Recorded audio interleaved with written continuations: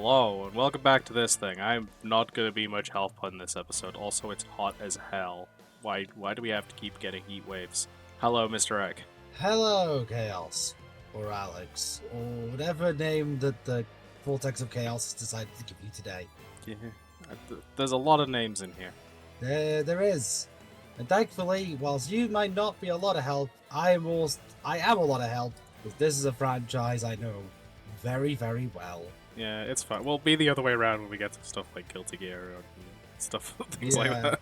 Definitely when it comes to Guilty Gear, I know nothing of the story. I've played Strive. It's not my favourite, but I've played the Guilty Gears, and I don't look into the characters because I do not understand the terminology. I will have to actually watch through the Strive story before we do that one, I think. I watched the one of the Exod stories. I think it was the first one. I never got around to watching through the red one. The problem is the story mode is just a story mode. It's just a movie, basically, so... Yeah, and who's to blame for those in fighting games? Ta-da! Yeah, May I have eyes to see what I'm looking at? That might help, yeah. Yes. Please provide me eyes. Thank you. Have eyes so you may see. And for the sake of the audience, quick scroll through. Because it doesn't all fit in the screen anymore. Also, we have some stuff to do. Yes, we have to rank Ingrid, don't we? We have to rank Ingrid, and I have some other changes that I need to remember what my other changes were. And then, we need to debate them. Honestly, first change, I want to swap these two. Yeah, that's fine. Only because I've been playing Blanca recently, and I've been sitting there going, "Oh, for God's sake!" Like we've got more. We've enjoyed Blanca a bit more since playing him more. We've hated Dhalsim more since playing him more. So yes, you hate fighting him. I don't like playing as him. I don't like playing Dhalsim either. Yeah, but let's be real. The amount of times you're like, "Oh, it's fucking Dhalsim." Yeah. Where like Blanca has actually gone up in our estimations when playing Street Fighter randoms. Yeah, he gained something interesting. I do not like Ingrid's playstyle. I haven't tried it, and I've only seen bits and pieces of it, but it seems pretty good. It's good, it's just not my sort of thing. Like, I'm feeling C tier. Maybe higher because of story implications, but like... No, because it seems incredibly forced story implications, if I'm honest. I mean, if we're gonna be retconning shit, I'd rather we at least have a reason for retcons to exist. Maybe above Jun Kasama? Yeah, I'm okay with that. Right. Quick look through. Finally got there. Any other notes that we think we need to make? I don't think so. I probably had more when I was thinking about them, but me being me, I didn't think to write any of them down, so...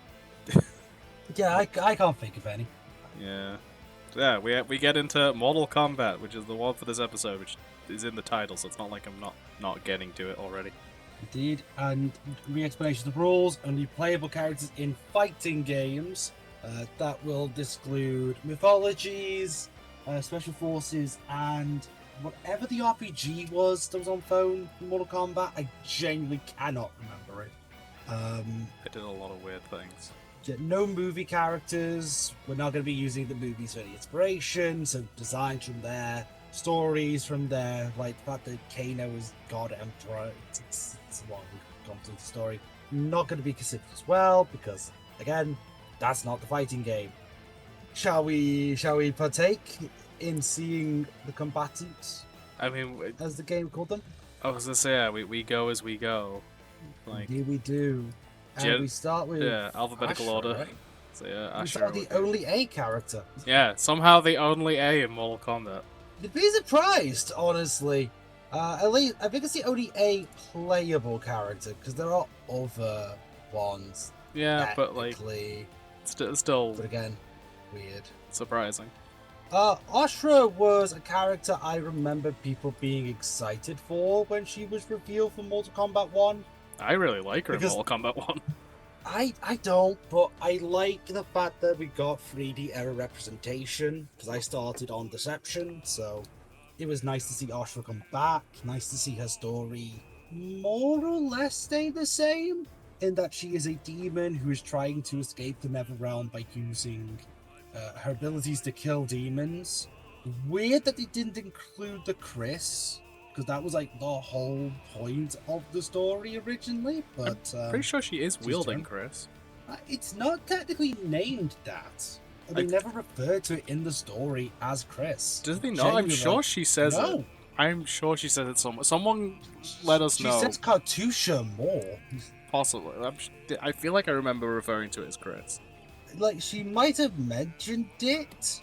Oh no, it's because it's called the Tusha now, but originally it was called Chris. Oh, okay. So that's why I'm like, it's not technically the same sword, but whatever. It's not like Sento for Kenshi, for instance. Right. Well, that's always been Sento.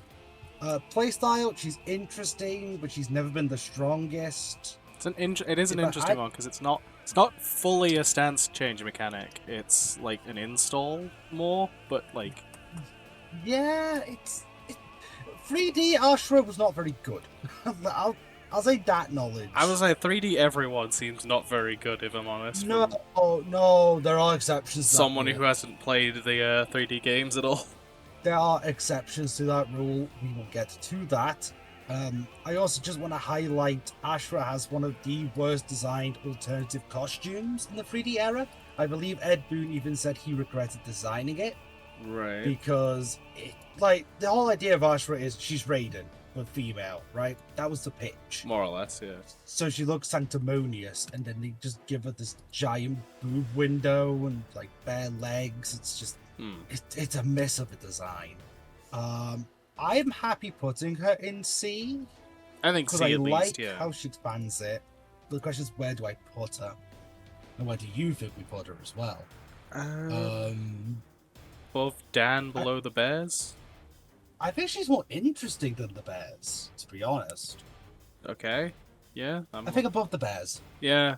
I'd almost argue above G, mostly just because if we knew more about G, maybe, but okay, that's fair. I'll do that as well.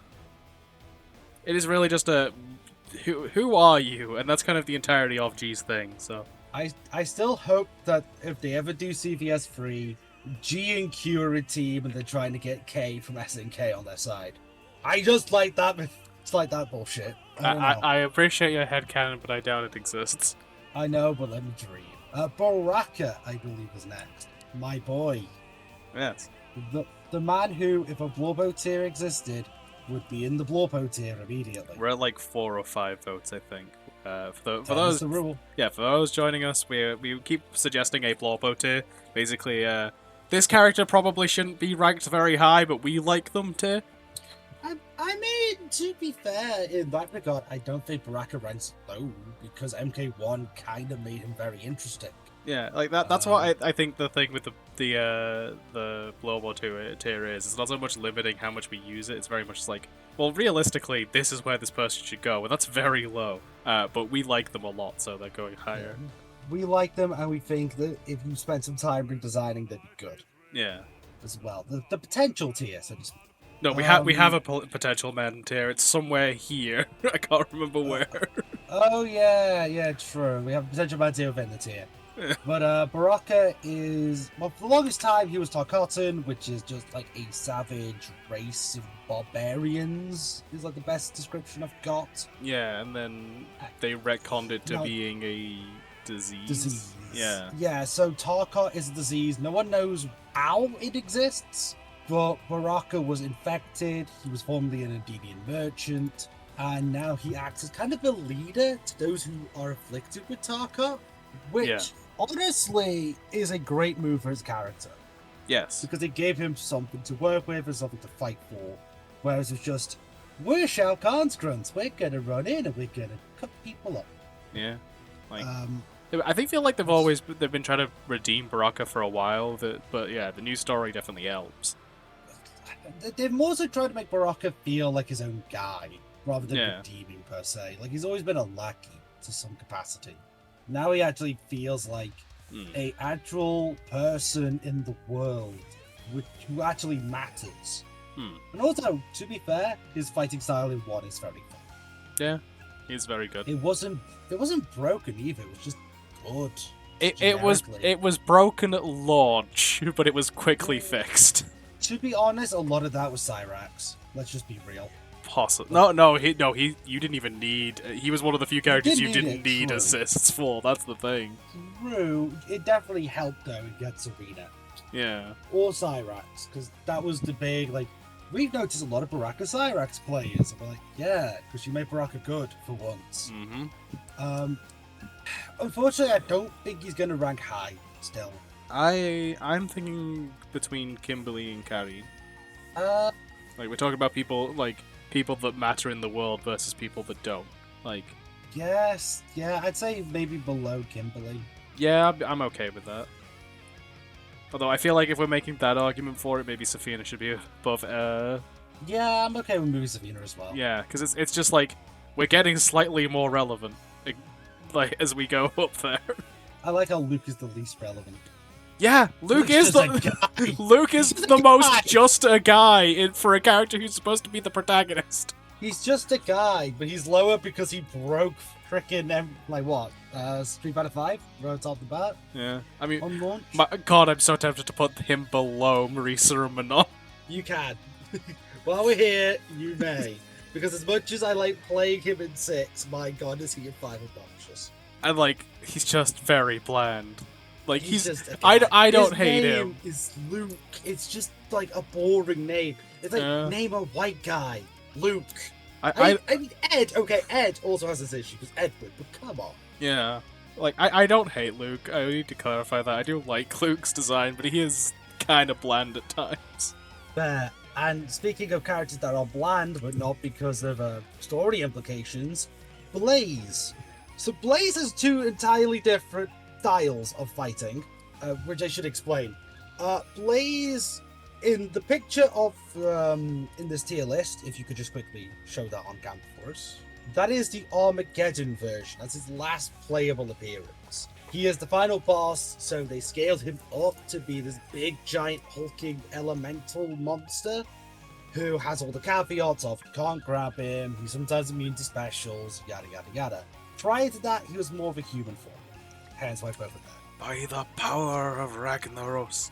It didn't feel fair to put both of them in one, because they do play fundamentally very different. Fair enough. And someone will debate that later, but I have an explanation for that. Do not worry. I'll be completely honest. There's no competitive history for Blaze Big Form because Blaze Big Form is not allowed in tournaments. Him, Onaga, Moloch, and any other non-grabbable big frame character is not allowed in a tournament. Because again, immunity to certain specials like projectiles and throws, which are actually kind of important in those games. Fair. He's kind of boring. I was gonna say, like, I feel like he's either low tier or just unrankable then for that version. Well, I think for Blaze Big Form, I would like to put him in E. I'd like to put him at above Gigas, I think.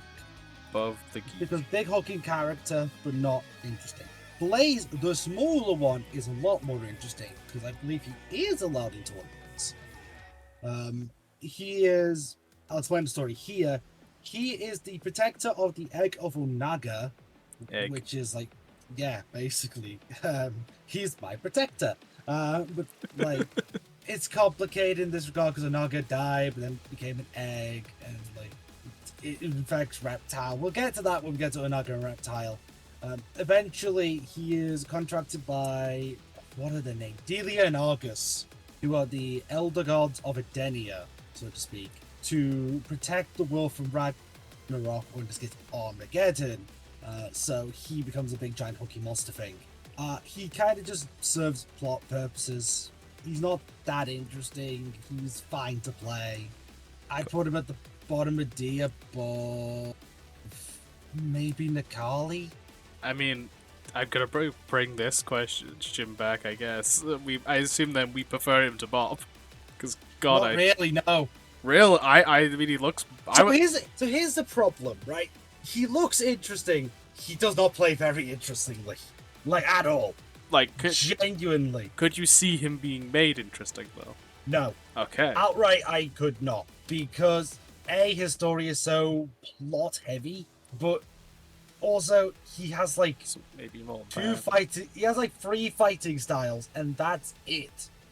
Like, genuinely, in a world where everyone has weaponry, he doesn't have anything. So he's missing anything interesting in that regard. And also, he has generic fire powers. You could literally make any elemental on fire and call it Blaze. Fair enough. So, no. Sorry, Blaze. Bo Raicho. I have very conflicted feelings about Bo Raicho. I do too, because I played a lot of him in MK11. Not MK11, sorry, MKX. He was very fun in MKX.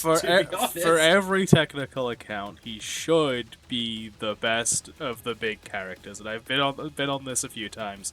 I hate how almost every big character in fighting games is always a bit. Rufus is a bit. Bob is a bit. Ganryu is upset. Yeah, Bo Raicho is a bit as well. Bo Raicho is also a bit. Like he is However, gross. He's burping. He's his fighting style is so good. He's like everything about him should make him the best. But then you made him fucking gross. Just because. I think the other issue is he's plot relevant. Yeah. As well, he is Liu Kang and Kung Lao's trainer. Yeah. But he cannot compete in Mortal Kombat because he's from Outworld. I like the story. I like his actual fighting style. I like how he fits into the world. Hell, the puke brutality is kind of funny because it fits him. And honestly, yeah, sure, it's fitting for what he is. But yeah, it's a bit of a bad joke. Bar the gross stuff, personality wise, he's very fun. Fighting style wise, he's very interesting. He's significant. Everything about it, he should easily, and I think he does easily, get here. But all the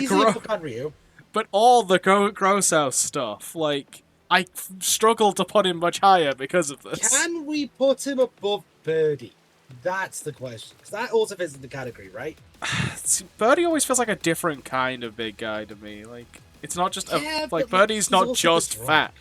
I guess, but he also has the napalm breath. It's all kind of a British joke, so to speak. Yeah, right? it's that's more the thing with Birdie.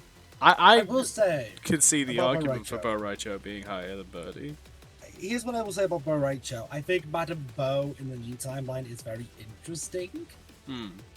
It does a lot of the same things, but not quite. It's got the alcohol, but not in a very gross way. More in just you get reckless, but more damage. Yeah, it's this is why I struggle to place it, is because I absolutely hate gross out stuff.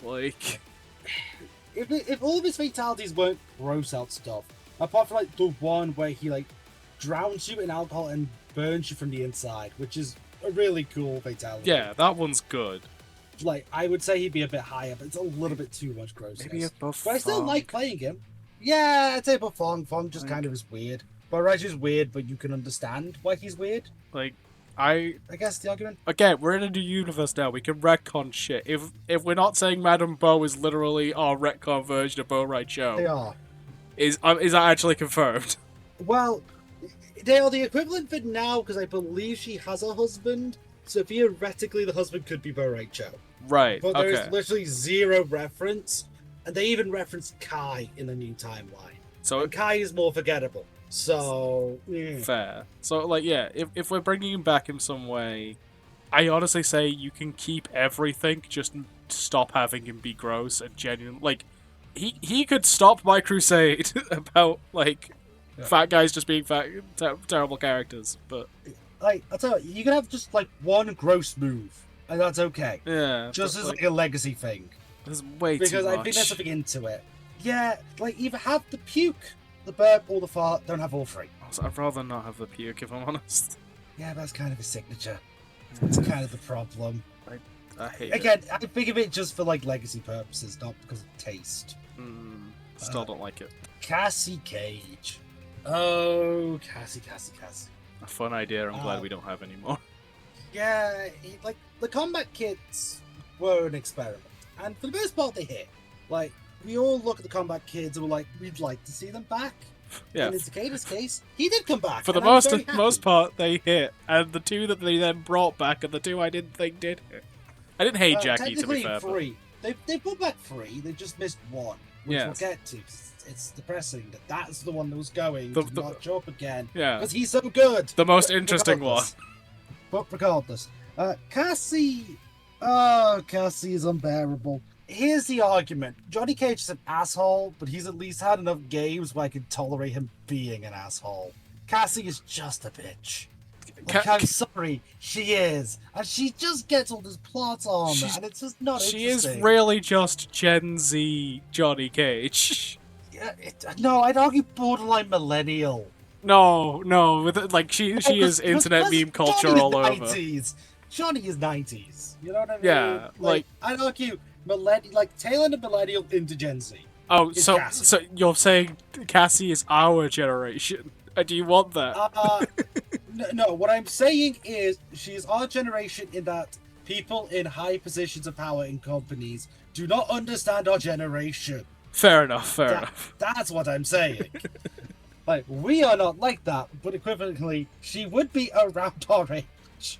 So unfortunately, she is. I didn't like her in MK11. Did you play them in MK11? I didn't play MK11. Correction, I played a few games when the game first came out because someone brought it to VGS, and I couldn't even tell you who I played. So I did not like playing Cassie. I still don't like playing Cassie in any game, to be honest. I haven't played a load of MKX either, so I'd put her on the very top of D on the grounds that I think if you redid her in a way like you did to Kada, there's a chance I'd like her. I mean, if we're putting Potential Man's more like here, I think. Maybe below JC then? Maybe, but I think I'd still rather see Hugo come back, if I'm honest. Yeah, but I think there's less potential with Hugo. That's maybe I mean? Like this is arguable, I think. Yeah, it's negligible, but this still feels like the top of our potential. No, definitely. We both want them back. Those are like one each for us. Yeah. For you, it's DiCaprio. For me, it's Fuerte. What is it Street Fighter 4 for us? I don't know. What is it? Street Fighter 4? I would be really happy for Fuerte to come back as long as he's not as annoying to fight. Like, I think you could dial him down. I think you can as well. There's ways. There's a plot there. His run mechanic is very similar to a King of Fighters character who doesn't feel super annoying to fight, so it's completely doable. Good old Ramon. Yeah. Not Razor, just Ramon. Cetrion, who has been in one game, and therefore I can only talk about her in this one game. And I'm gonna be honest, I know where you're putting her. I'm saying lower. Oh, cool. I was being generous. Not a tier lower. Okay. Not a tier. Bottom of D. Because as much as I like playing Cetrion, that still feels generous to me. I also liked playing Sebastian. So equivocally, those two being around the same point is fair. The issue with her is A, her story sucks. B, her character sucks. And C, God, no one wants her back. Yeah. There is not a crowd for Cetrion, as fun as she is as a design. I would love to see what the other of those gods look like, or like the avatars of those gods, because I think technically Fujin counts at this point. Fujin technically does, but it's weird 'cause she's an elder goddess.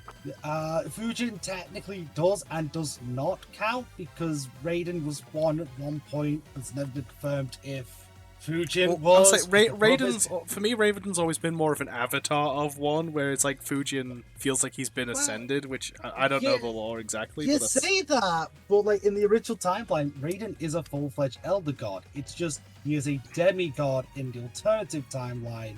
And now he's a mortal in the new timeline. Yes, because Liu Kang took his place. Yeah. Yes, and is an elder god. So like.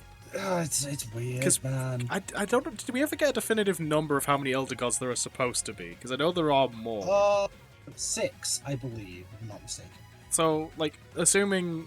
So, it's one for each realm, basically, is the gist. And then if they all were to die, it would bring basically the one above all equivalent of the one being into fruition. So I believe there is one for Earth Realm, which was Raiden in the old timeline. That would be Liu Kang. Nether Realm, Outworld, Edenia, Chaos Realm, and Order Realm. I believe are the 6. I would be interested to see... 6 on screen at one time, so I'm going with 6. So I don't know if we've seen all of them fight though, and that would be something that could be interesting. No, but Seeing we some of the do others have fight. actually designs But from the movies. Actually, they did show all 6 Hmm. of the ones in the animated verse. So, you know, do with that as you will. Note, Cetrion isn't there. yeah, so it's like Just note that real quick. But Storm is. I don't know. A hybrid of Storm and Okoye is kind of there. yeah. Like that's what I just picture on the one on the right. But you know, that's why I say the 6 because I think there's like 1 for each of the realms, and then when they died, one being kind of just eats them all. It's complicated. They've swapped. They've changed. They can descend. They can ascend. It's whole. Like it's a whole new It's a whole universe, so it mess. might not be working exactly the same anyway. But True. also, like the end of WoD was the Wodiverse collapsing, so we might be even further into like layers of that nonsense. We actually might not even have Elder Gods in the current timeline. Actually, now that I think about it. Doesn't mean like the current Well, timelines. they do exist. They're not relevant. They're just like things. Right. So don't worry about it. Ignore the Elder Gods. They're no longer a thing of relevance. Okay.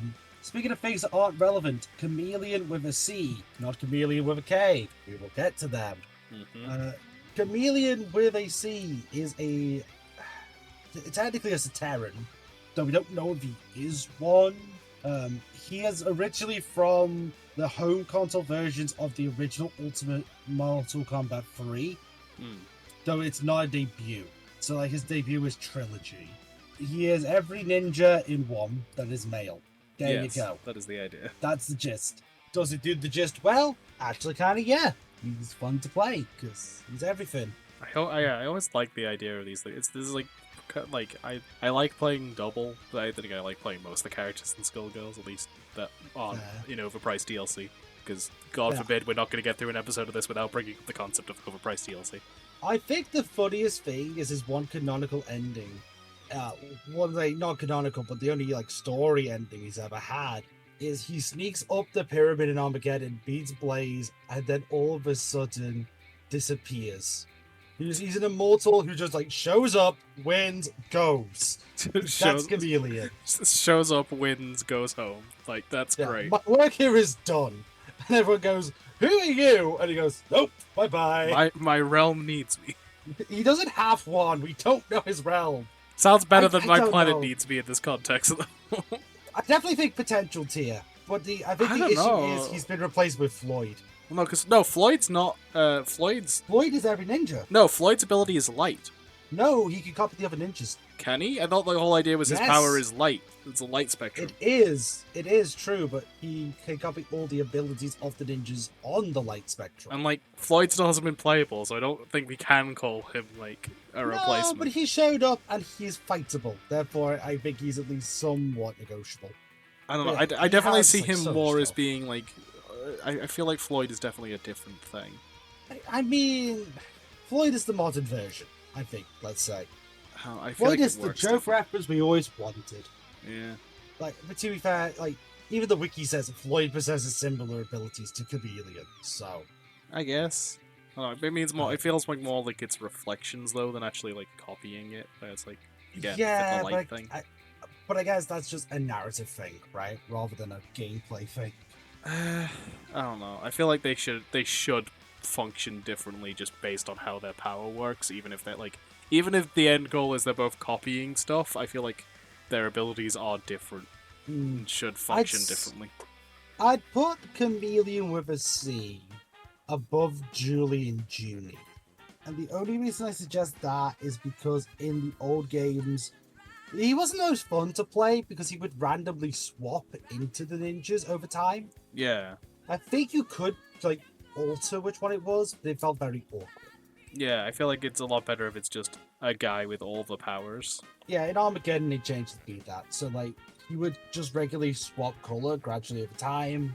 Or if you did a special, he would be like the red if you did telekinesis, or purple if you did the lightning bolt, or red for the flame, blue for the ice ball, yada yada yada. The list continues. Cyber Shao Kahn, honestly, just dumping him in F tier because it doesn't matter.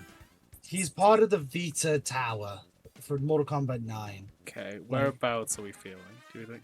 You know what? Put him at top of F because he had a design in the arcade that was at least entertaining.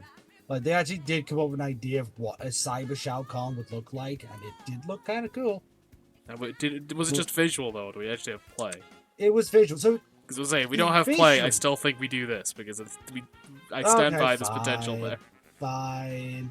It was a visual one. Play-wise, it just uses Cyber Sub-Zero's model, hence the picture. As we say, these are comprehensive. Doesn't mean all the answers are good. Cyber Smoke, as opposed to Human Smoke, we will get to him. Both playable in Trilogy, hence the inclusion. Okay. Cyber Smoke is a character. Sorry, is a character. He is fine. He is fine. He's been like, okay, so Human Smoke is really a modern concept, to be fair, because like he was cyber throughout like most of the original timeline. So like for people like me, this is Smoke. Though there's been a mixed bag on that. I can't remember how good he was as opposed to original Smoke. But I will say in Mortal Kombat 3, Cyber Ninjas are pretty good. Okay. So odds are he was probably better, but that is a guess. Also, he's one half of Noob Smoke, which isn't included here because technically they play like the Armageddon versions, but with tag function. I don't know. There's potential. I'd say put him above Blaze and call it a day. Like, it'd be cool to see Cyber Smoke come back. It's not likely. Yeah. And then we have Cyber Sub, who's like kind of shit, if you want my honest opinion. There was some very interesting mechanical stuff going on with Cyber Sub-Zero. Like, again, Mortal Kombat 9 is where I come in. Being the one character with an aerial X-ray is an interesting one and a good way to confuse people. An indictment, I feel. Honestly, I hate the X-ray for Cyber Sub. I don't like a lot of Cyber Sub. Like, I don't even like his fatalities as well. I which just is kind of indictment. Sort of remember preferring playing him in 9, but I didn't really play either of them in 9, so... I remember playing him as the secret part of Triborg. That's my memory. Fair.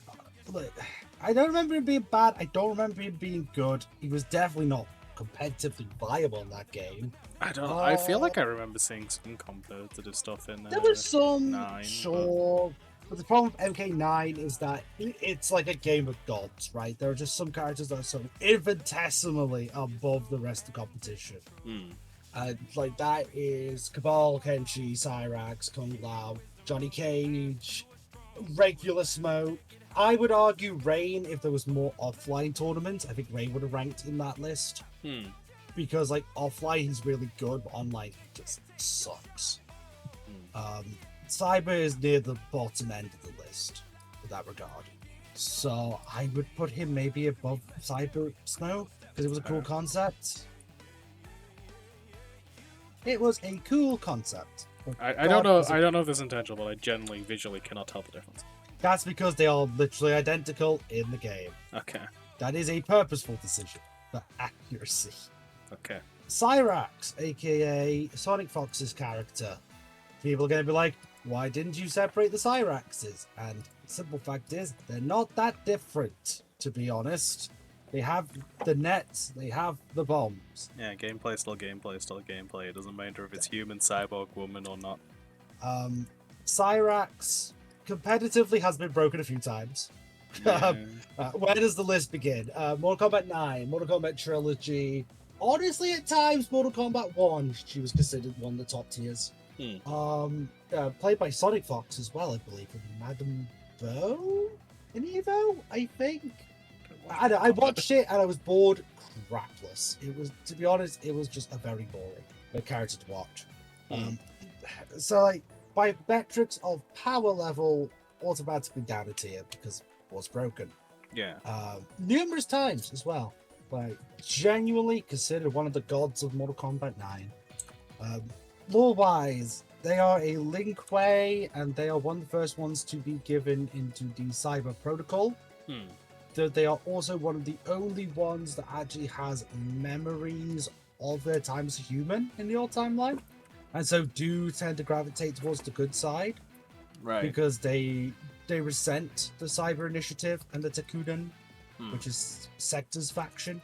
Current timeline, she is someone who trained alongside Sector and is a member of Lin Kuei, now Shirai Ryu.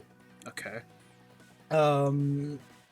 There's also weird things, like he's involved with Natara in the old timeline, but we'll get to that with Natara, because honestly, girl boss mode was Natara those days. I'd put Cyrax at least in C tier, because the Cyber Ninjas, I feel like, influence a lot of things, right? Right. Like the original two really influenced the cyborg fighter design that things like Kilgore used. And I think it deserves credit in that regard. Honestly, I'd say B tier, because I think she's one of the more interesting Lin Kuei. Okay, what are we thinking?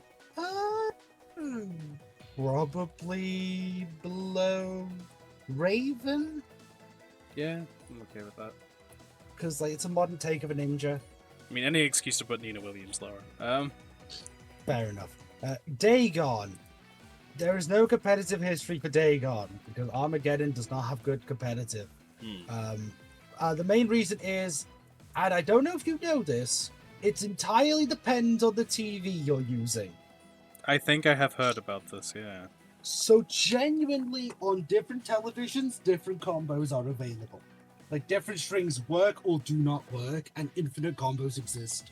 On I think CRTs, they don't have LEDs. So it's based on refresh rate, if I remember correctly. Yeah, it's a bit of a mess, to be honest. It is. Ooh boy, a catastrophe of balance. But Dagon is the son, or technically the younger son, of Argus.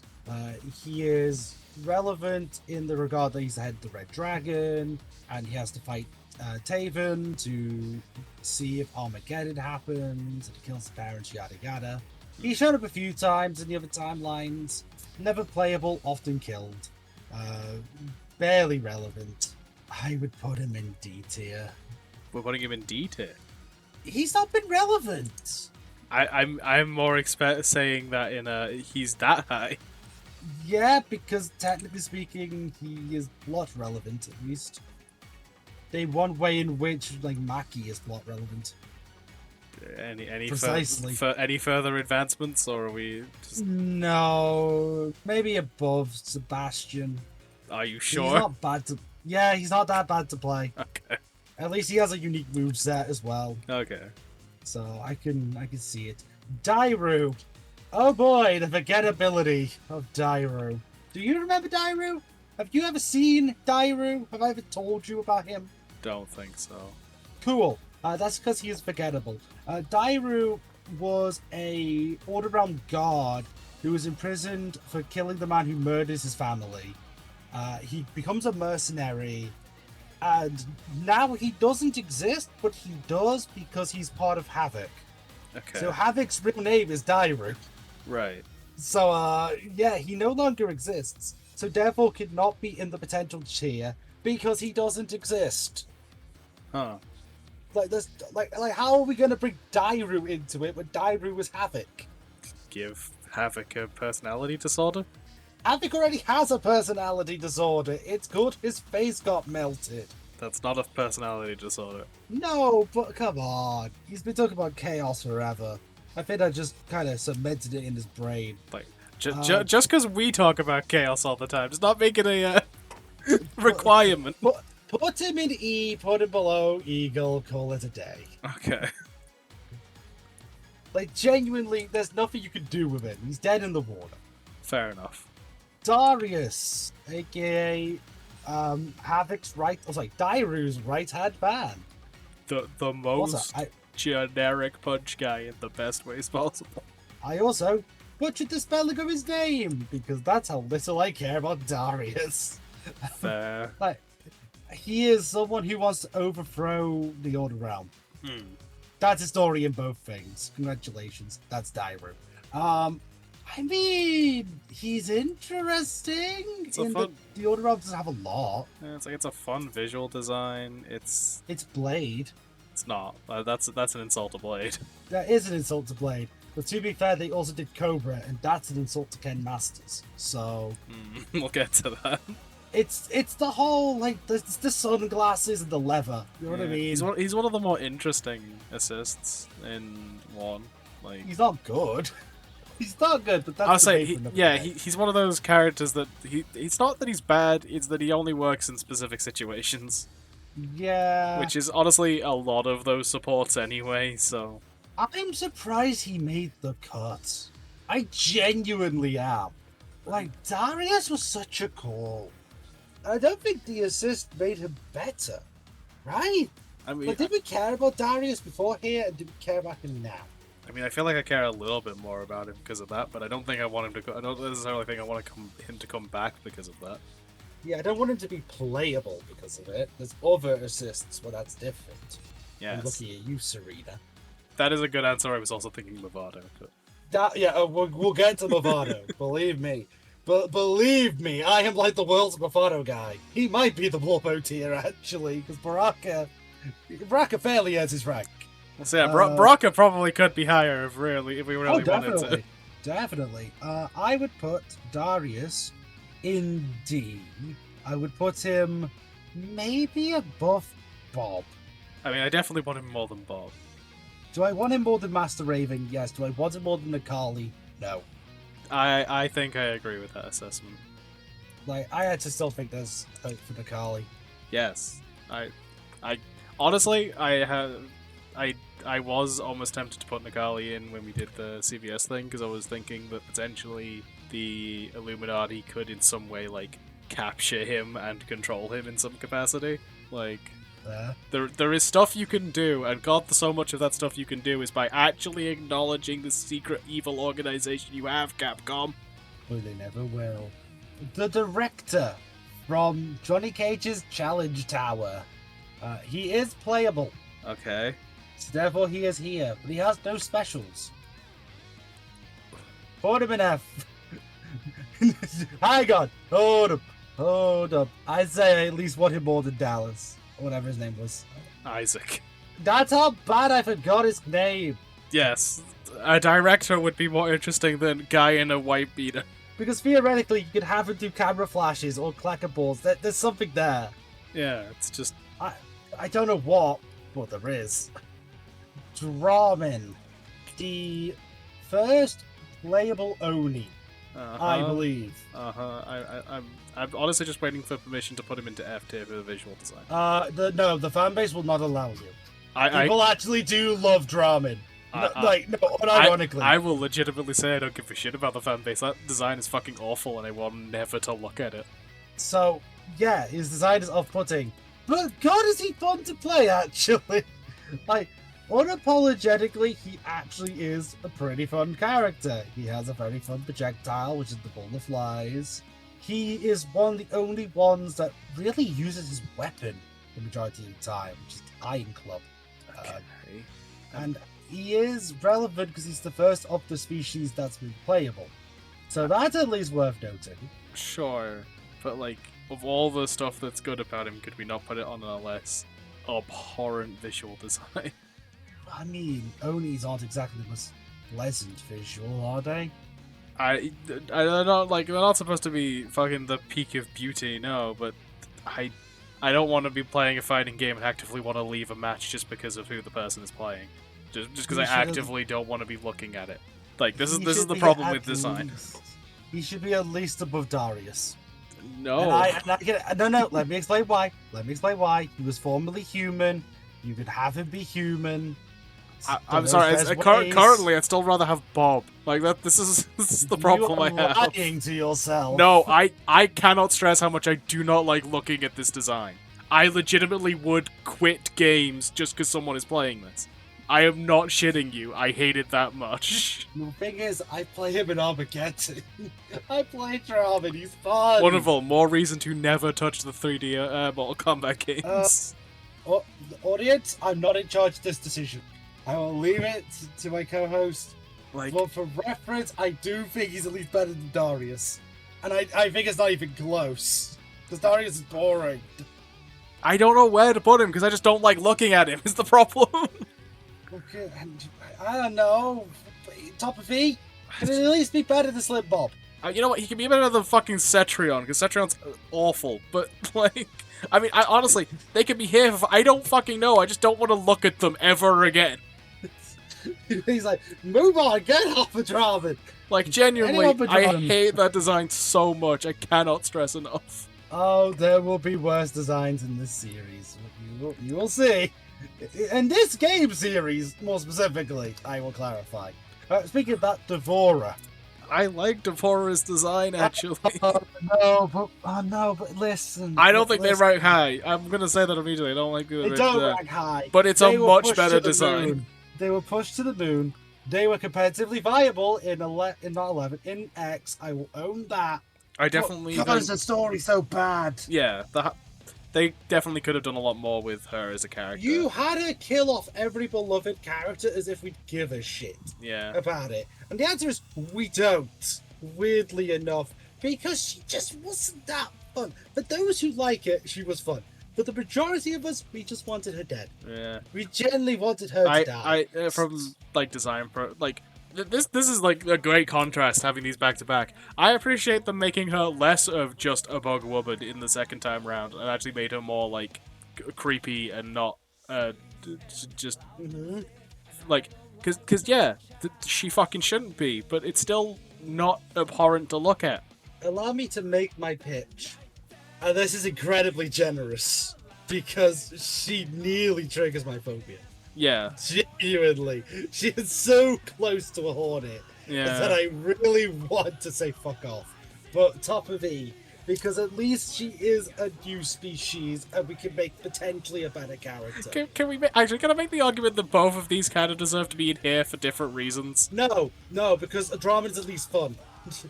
Drama can be ranked because he's fun to play. I don't want him to exist, though. We can okay, no. But unrankable is you don't even have enough time to play them. Or, like, there's something that makes them intrinsically just not something we can consider.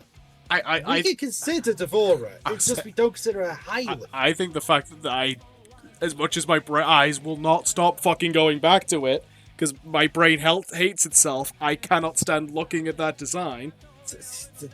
I'm accepting that position. Tell you what, put Devourer right next to him. Put Devourer right next to him. At least we'll suffer together. Like, Jesus Christ. No, below Draven. Below Draven. No, fine. Because I would prefer Draven to Devourer. I wouldn't. So would everybody. Everybody but you. Literally 100% -1.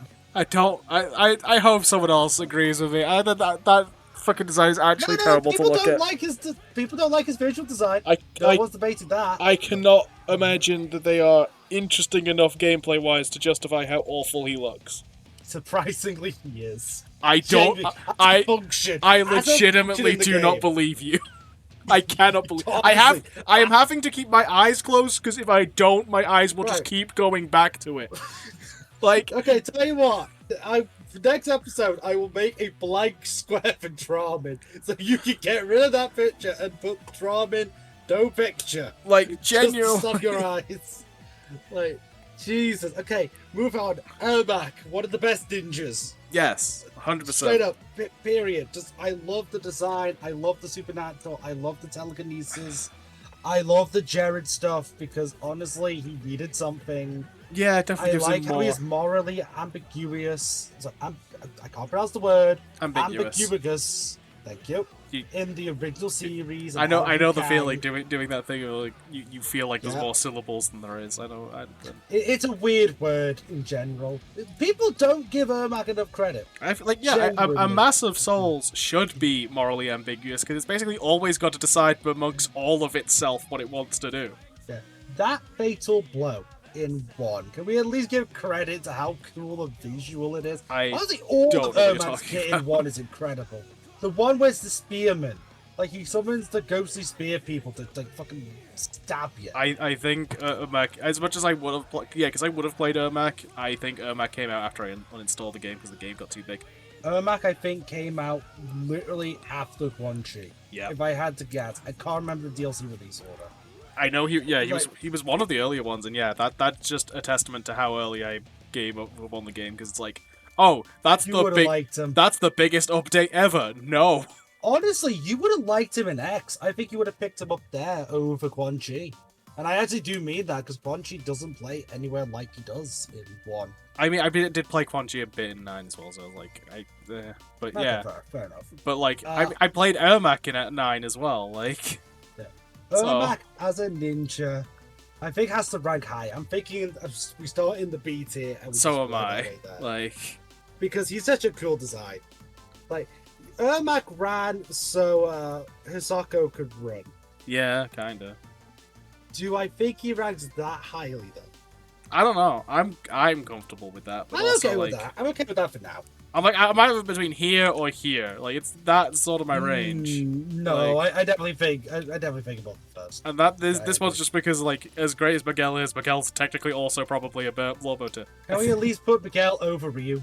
Yes, I don't know why we didn't do that already. I just noticed. I'm like, no, let's fix that problem Yeah. right off the bat. This is going smoothly. Aaron Black, aka the guy who they caught the side story wise. Aaron. Maybe even up here in levels of potential, man. Like, I would argue he might be your Bloodbird tier, but he's not mine. That's for sure. I So- no, so I wouldn't put him in Blow tier because I don't think I like him that much. But I think there is so much potential in a Mortal Kombat cowboy. He was definitely viable. Also, by the way, Sonic Fox character in Not X, surprised. he was a big fan of, I think, the rifle version. The rifle version was very good, so like I get it. It wasn't like broken though. That's a weird thing. It was just Sonic Fox was really good. Like, my argument is I feel like he needs to at least be above Cassie Cage. I'll put it that way. My argument is he would be if his storyline in 1 wasn't dog shit. Sorry, and in 11 wasn't dog shit. That's why I'm putting him in the It's- potential man tier because I feel like he has it's- some potential. I need to highlight the contradiction. He literally says he was never a part of the Black Dragon, and yet younger him is part of the Black Dragon. I mean, Like, Kano literally says he was never a part of the team. people lie, and also one is a recon. Yeah, but It's still, no, it's a 11 Oh is when right. it happened. So, like, younger one is with younger Kano, and it's... no. Honestly, and this is the big deal with Mortal Kombat 11 story. You could replace certain characters on the roster with the younger ones, and it make more sense because you don't see Eren outside of Kotal Khan's chapter until young Eren shows up. Genuinely, like, what the fuck is wrong with that? Where do I put him? Where do I put Mr. Yeehaw? Like, I generally say above Cassie Cage. That would be where I put him. You know what? Sure. Like, Because I can see interesting stuff.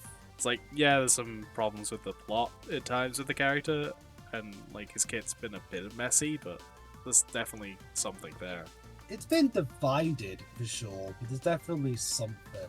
Farah and Tor. How many points do they lose for the team up with being the assist with fucking Homelander. I was about to say whiny bitch face, but yes, Homelander. So fun fact for those of you who don't know us, we watch a lot of fighting game tournaments. We were watching, I think, different Combo Breaker ones. And I was on the MK one, and I literally said, I guarantee you there's one Homelander Farah. And the first game, 10 minutes after I say it, Homelander Farah. Yeah, A second, you son of a bitch. there was one person cycling through 3 teams, and that was one of them. Yeah. Also, quick mini game. What is their race? What is their species? I have no idea. Neither does Mortal Kombat because they still haven't told us. Wonderful. We genuinely don't know what a Farah and Tor are.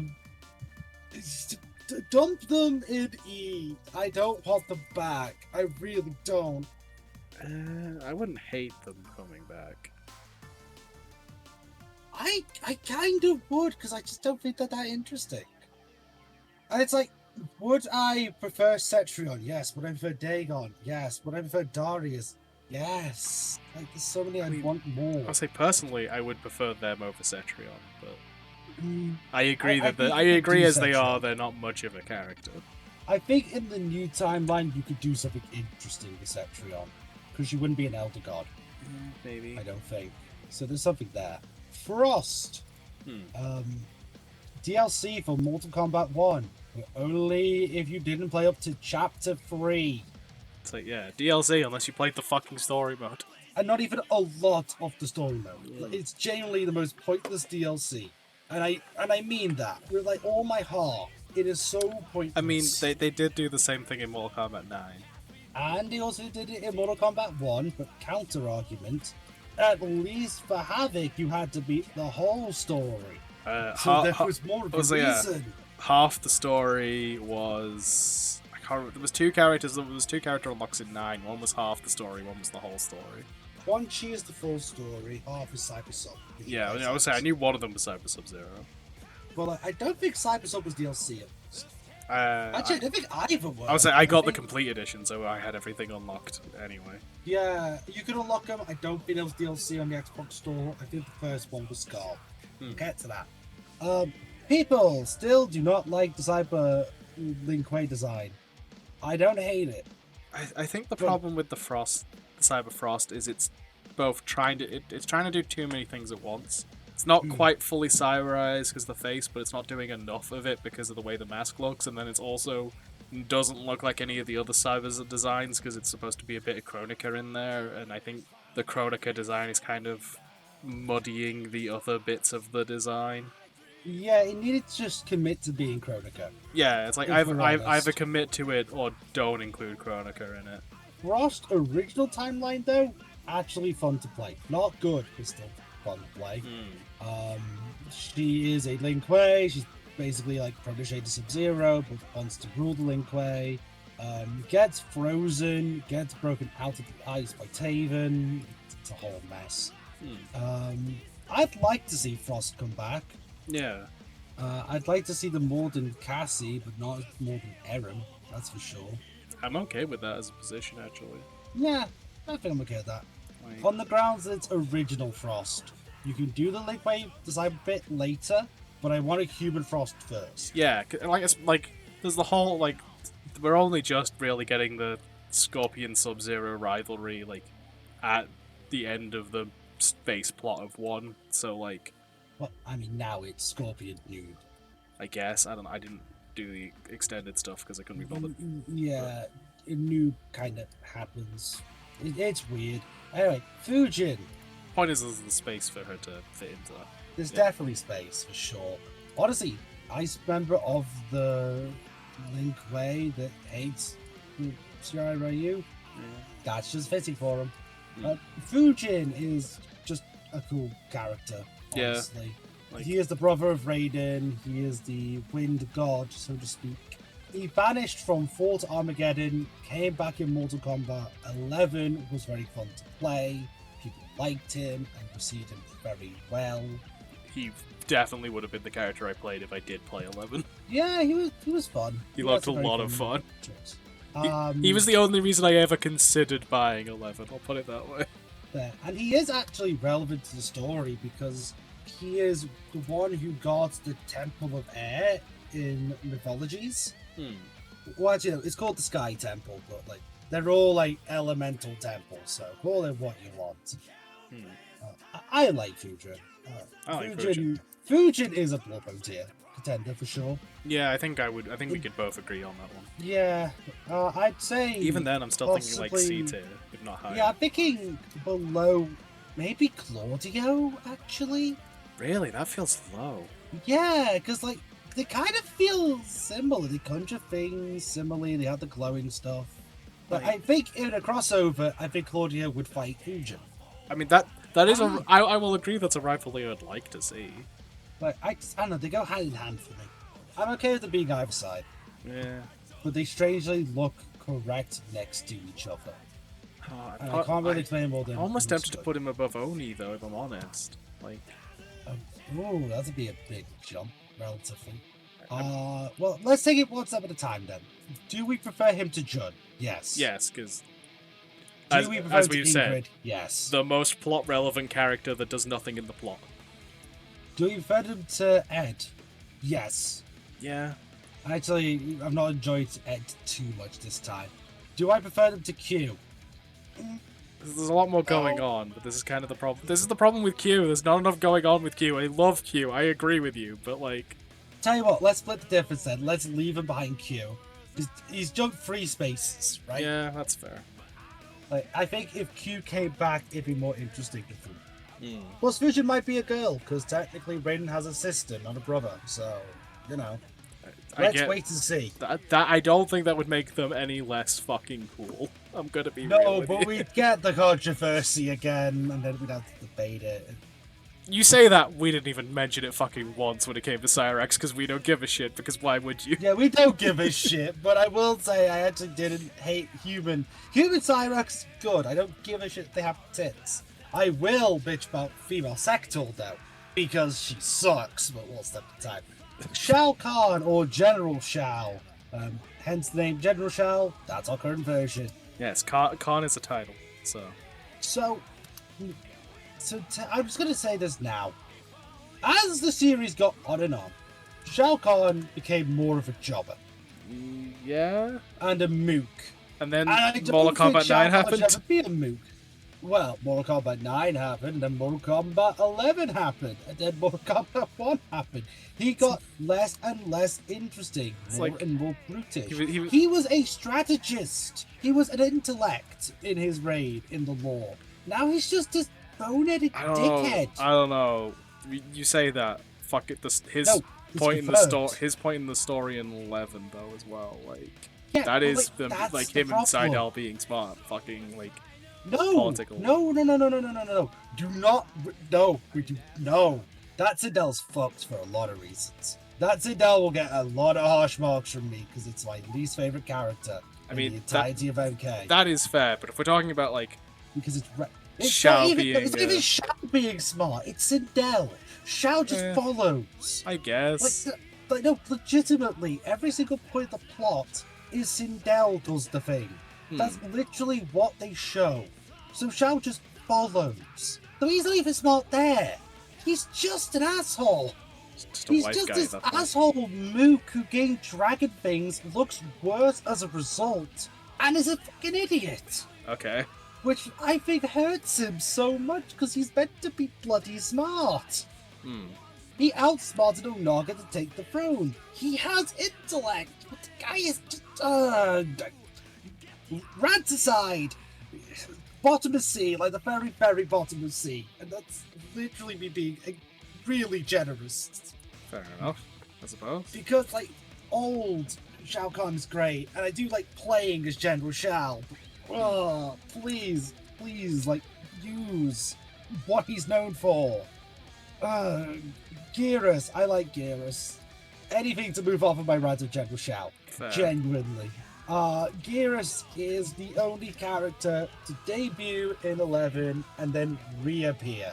In a playable capacity. We're ignoring Kronika. I mean, Kronika doesn't really, unless extended story stuff, I guess.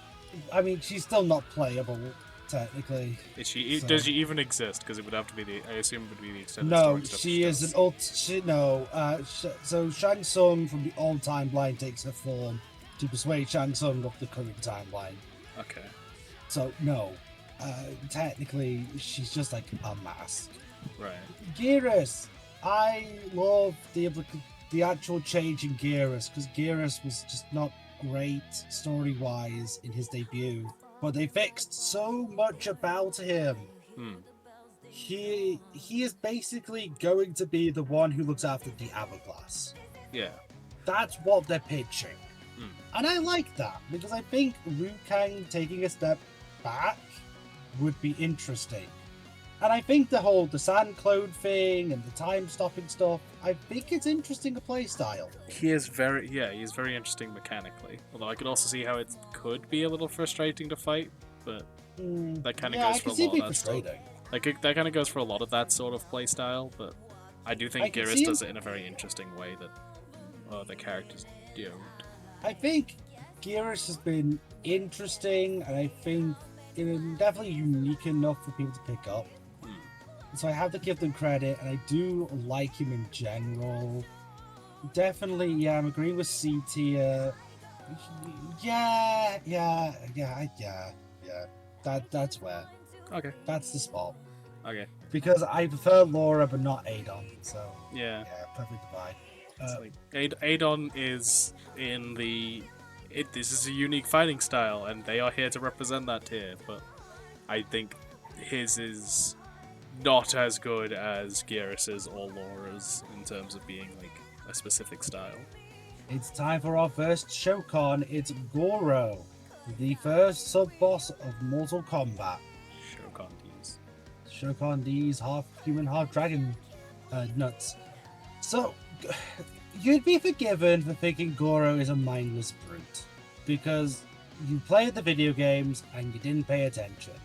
But Goro actually is a pretty decent guy in the scheme of things.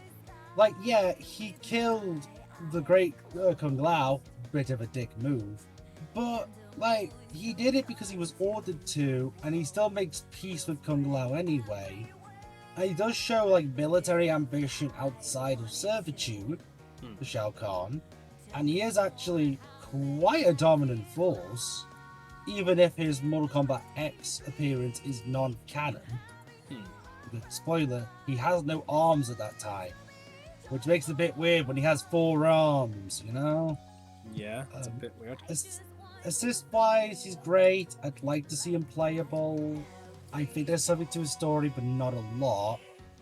Maybe put him below Remy? I think I'm tossing Remy a bone there.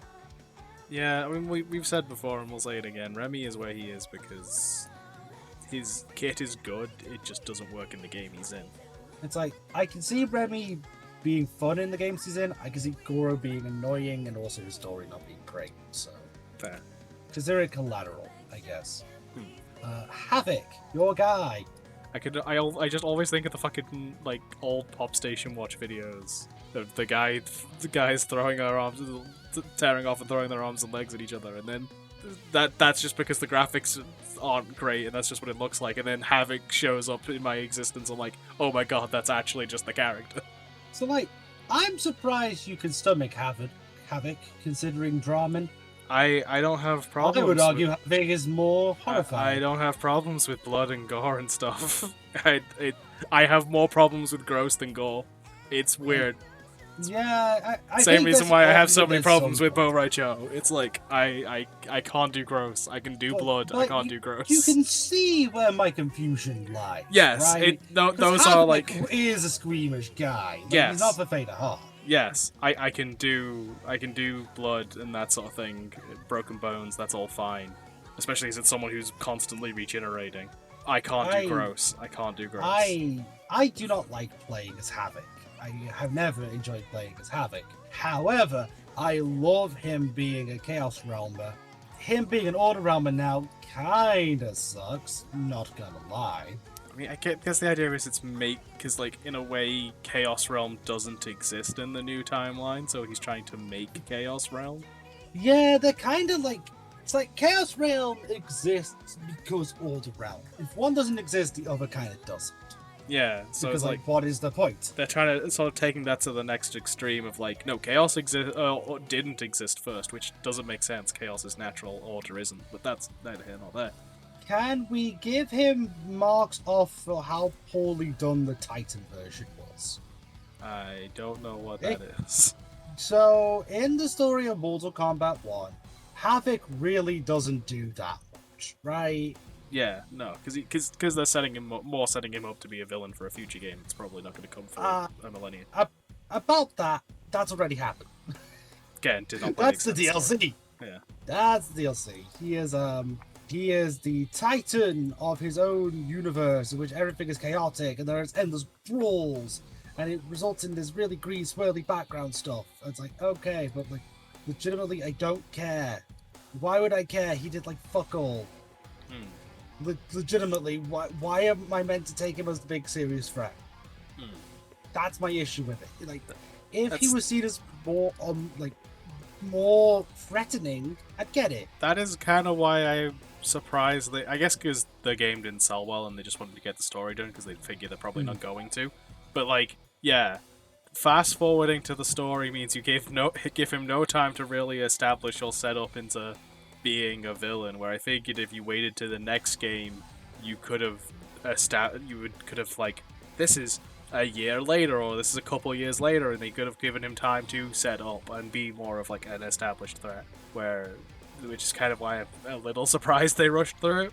But it does feel like, yeah, Mortal Kombat 1, despite selling pretty well, it didn't do well. It didn't sell gangbusters. It didn't sell infinite money. It sold really well. Like, for however bad we think Mortal Kombat 1 is, it actually sold really well. But selling well and doing well as a fighting game are not the same thing. There was definite decisions. And a lot of people bought the game, played it for a bit, and dropped it. I know we did, so... Like, if above Zangief, call it a day? Where do we have Zangief? Second row of D, literally the very last boss. I'd say above Ogre, Ancient Ogre as well, but like I'm not saying that much higher. I still think there's more potential in Lydia if we actually have her in the base roster and don't just give a DLC level story. Yeah, and maybe make it so when they talk about it, that it's said in the intros, like when she fights Yoshimitsu. Tekken's still not great at doing character intros. Like, yeah. there's only a few. Like, there's only a few, and like, there's definitely some characters that have way more than others. Like, it's very unbalanced. Jin has, I think, what, 3? Jin has quite a few. Kazuya, one with Zhao Yu, I think one with Jun, maybe one with Heihachi? Maybe. Reina has a lot as well. But... Yeah, they have one with Heihachi for sure. Heihachi has one with Lydia and one with Reina for sure. Weird that it's those two, but yeah, story. Hotaru. Fun fact, which is a fun fact that people know because this is always brought up. Hotaru is technically the translation of Firefly, but it's the female version of Firefly, despite being a gender-neutral name. This is something that's brought up every time to discredit him returning. He is the commander of the Order Realm militia, so to speak. Okay. And he fights under Onaga because he sees Onaga as being the person who will bring upon peace, so to speak. Okay. He's pledged them to Onaga, he fights for Onaga, he is misinformed, he is tyrannical, yada yada. Fun to play, not much story-wise. I like Hotaru and I'd like to see him back, but it's not gonna happen. It's a nice visual design. If we're going in, I would almost lean in to the naming thing, because he's already got a little bit of potential, like, it's more like gender-neutral, slightly more effeminateness to his visual design. I would lean into it slightly if people are going to keep bringing it up. But, like, visually it looks okay from the image you used. Because I don't know this character. That's his primary costume. His secondary is just the standard guard's uniform. Yeah. So, like, it's got a helmet. That's about it. The helmet's kind of cool, to be honest. But... I mean, it might be, but I agree with... He looks like the character who shouldn't be wearing one. Yeah. There's potential. I'd put him in the potential tier because I would like to see Hotaru back, if I'm honest. I think he is interesting. I have no idea what you... I barely followed what you said about the plot. Oh, he's not that relevant. Yeah, I was going to say it probably doesn't matter in this universe anyway. No, it's entirely dependent on Onaga, but Onaga's not in the current timeline, so yeah. He is Havoc's rival or counterpart, though. So I would still rather them than Cassie Cage. Sure, I'm okay with that. Like, of all the characters to come back. Here. Yeah, like... Oh, no, Alex, I know who's next. Uh-huh. It's Su Hao, isn't it? Uh-huh. So, Su Hao explanation. Su Hao sucks. That's NetherRealm's official message. He has... So, fun fact, Armageddon is the game that brings everybody into one game, right? Mm-hmm. Su Hao was the only person they had to bring back from the dead. Mm-hmm. Let that sink in. He's a member of the Red Dragon. Yep. He infiltrates the Special Forces so that they can fight the Black Dragon and not notice the Red Dragon. He has sumo. Does he? Yep. He does sumo. That's all I can give you. What are you waiting for? There's nothing I can tell you about this guy. Oh, okay, He's just shit. He's shit. There's part of me who wants him back, but he just keeps getting killed off for like the joke of, haha, Suhal's dead Wonderful. again. Genuinely, there's a world in which Suhal gets respect, but it's not this one. Jackie Briggs, daughter of Jax. I mean, immediately better than Cassie, but like. Yeah, it's definitely better than Cassie. More fun to play than Cassie in Mortal Kombat 1. Mortal Kombat X didn't play him that much. I'm not gonna speak on that part. I believe she was part of the Fiji mission, which is a running joke that I never did ever expanded on. I do like how her story is heavily based on like her father and how she recognizes her father's been through a lot and she would like to make his life better. And that she wants to be someone that he could be proud of. Right. Like, she is like the only one of the Kombat kids who is all about living up to their father. Or mother, I guess, since Sonya has, the mother of Cassie. Her arcade ending's a bit shit in 11. Right. Because she sacrifices herself. Well, she writes herself out of reality, which is like the only person to do that. Oh. Even though Jax could do it, but that's a battle of worms we'll get to with Jax. I don't know. She's interesting. I'd put her above Cassie, below Hotaru, call it a day. Sure. Because like, I feel like if one's coming back, the other will. Yeah, well, unfortunately, probably. I mean, to be fair, Jackie's full name is Sergeant Jacqueline Sonya Jackie Briggs, so there's a relation. Jade. Do love me some Jade. Shame that not many people do when it comes to Mortal Kombat 9, in that for a while she was considered the worst character. She isn't, objectively, that's Shiva, but she's up there. She is Indenian, she is sworn to protect Katana, I believe, for a long period of time. Somehow got into a relationship with KOTOR, which they never built up or explained. I feel like they didn't really have time to, though. No, it was just kind of forced in. Like, it wasn't even in the comics. Like, KOTOR was in there. It wasn't a bad relationship, but yeah, it didn't really have time to show up either. It was incredibly forced, and I don't think it suited Jade as a character. I think KOTOR does, but I think perhaps if there was more build to it. That's what I mean. It's like, what we got, they did seem like a good couple, but we also kind of didn't get enough to really justify. Also, Jade has possibly one of the worst clips in Mortal Kombat history. I don't know if you remember the competition in the PlayStation 2 for hottest video game character. Do you remember them? No. Right. Let me quickly remind you of Jade from Mortal Kombat Deception's entry video. Oh, God. Am I obliged to watch this now? Yes. Because this is enough to knock it down an entire tier. This was cringe. Like, this was really cringe. Because, again, in spite of the fact that the game, like, my audio output for that is off, it's still gonna and it's also gonna come up on this screen, which it'll fuck up everything, so this is gonna cause issues. I'll tell you what, I will stream it, and therefore I'm Jade from Mortal Kombat. You know, saved Earthrealm from evil, yada yada yada. It's there. That was tough. But now I'm ready for some real competition. Here, write this down.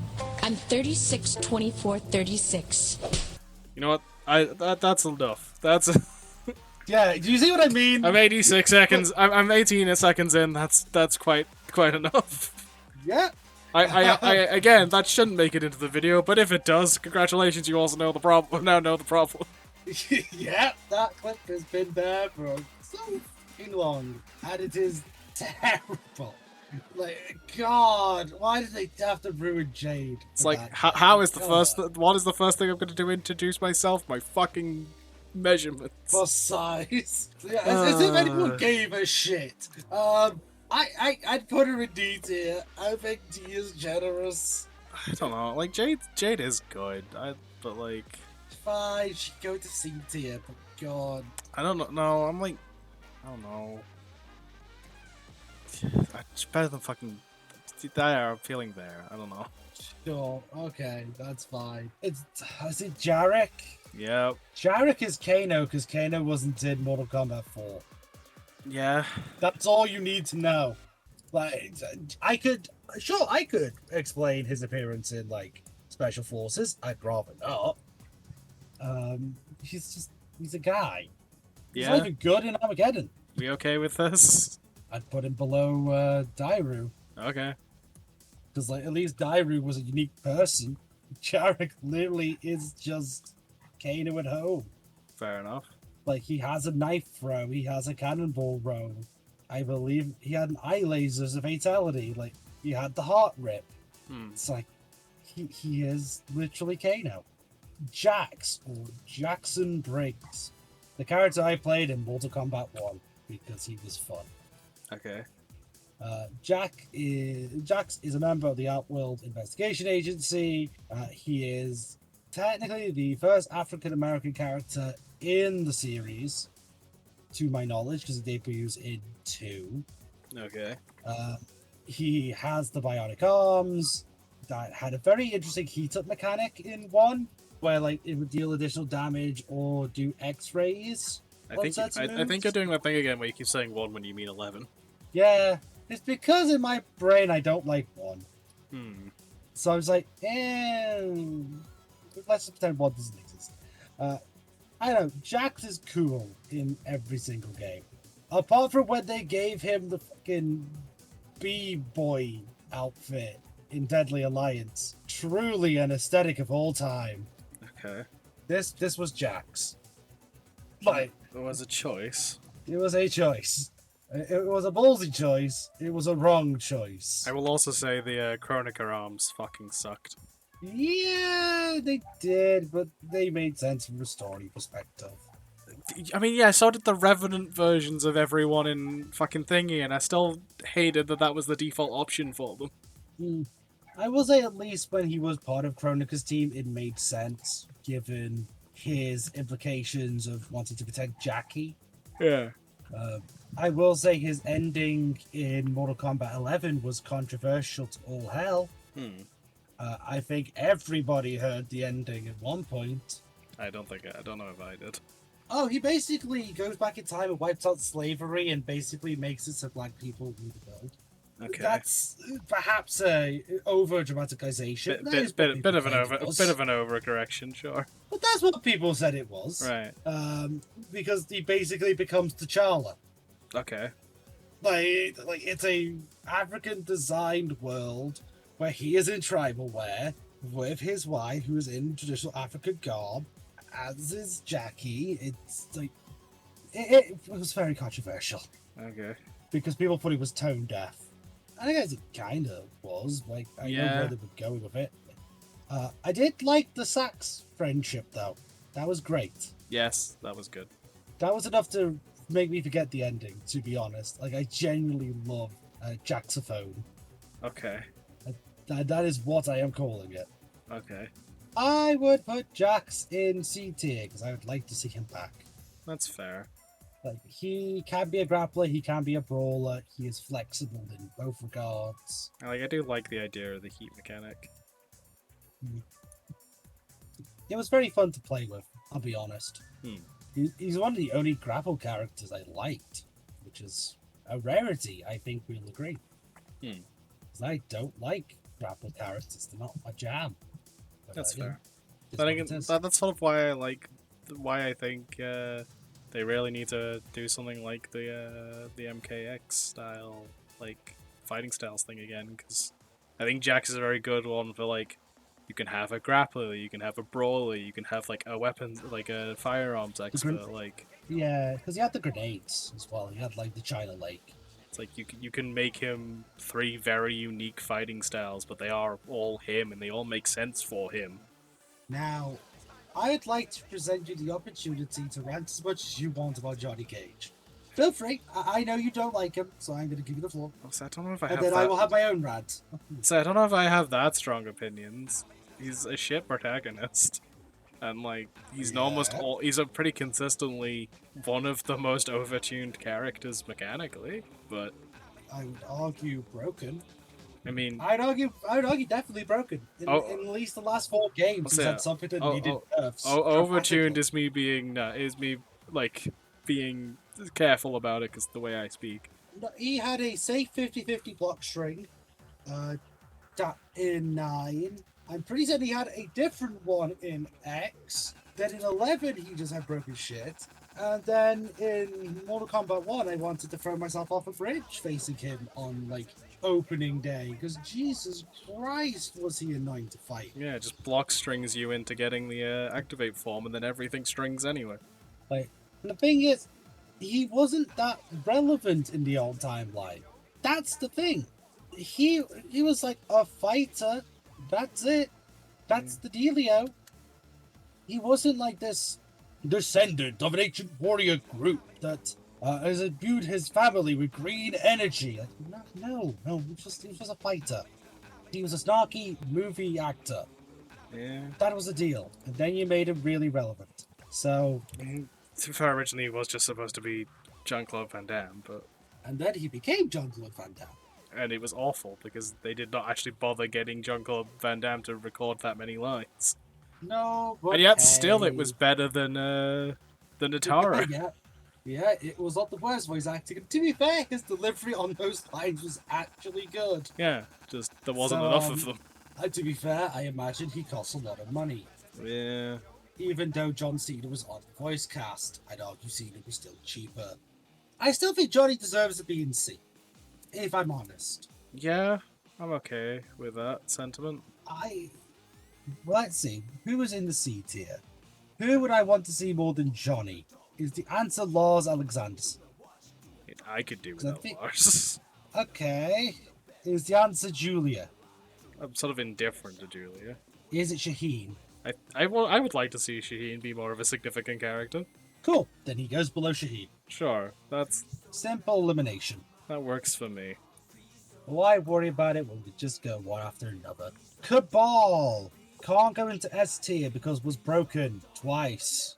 Yeah, speed characters can be difficult to balance. That's just... Mortal Kombat 3, Mortal Kombat 9, he's still the best. By far, not even close. Cabal is just... Cabal is in a tier all of his own. In 9. Genuinely. Am I the only one that thought, like, the non-mask, like, non-scarred or just regular human version in 11 kind of looked like Pete Dunne? I thought it looked like a shittier bootleg Keanu Reeves. No, I don't think it... I don't agree with that one. I don't think he looked like Pete Dunne. I mean, that's fair. Every time I saw it, I'm like, why does it kind of look like Pete Dunne? I don't know. Oh, wait, do you mean, like... I meant the one in the ending. Like his arcade ending. You mean, like, in the story? Yeah, just like the cut... Yeah. Just like the puffy jacket and the man bun. Maybe it's just the man bun. It could just be the man bun. I think it's the man bun, but I still wouldn't say he looks like a shitty Pete Dunne. I don't know, man. I think Pete Dunne has better fashion sense. I've seen him as a luchador. I don't know what you're talking about. Neither do I. Kayfabe. But I don't know, Cabal is cool. The fact they actually went back into he was a cop and then he became a bad guy. Yeah. He's very cool. But, like, he's just, like, not fun to play. I wish they would be a bit more consistent of, is the mask a needed thing or not?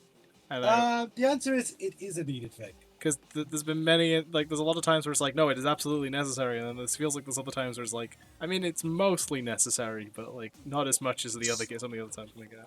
So, the main thing is, when he's gone, it is necessary. Yeah. Every previous appearance, it's just cosmetic. Then, like... But it is basically a breathalyzer, it's like an air pump, it's like everything. It's like the Vader mask, basically. Do they ever actually explain why he has super speed? No. Wonderful.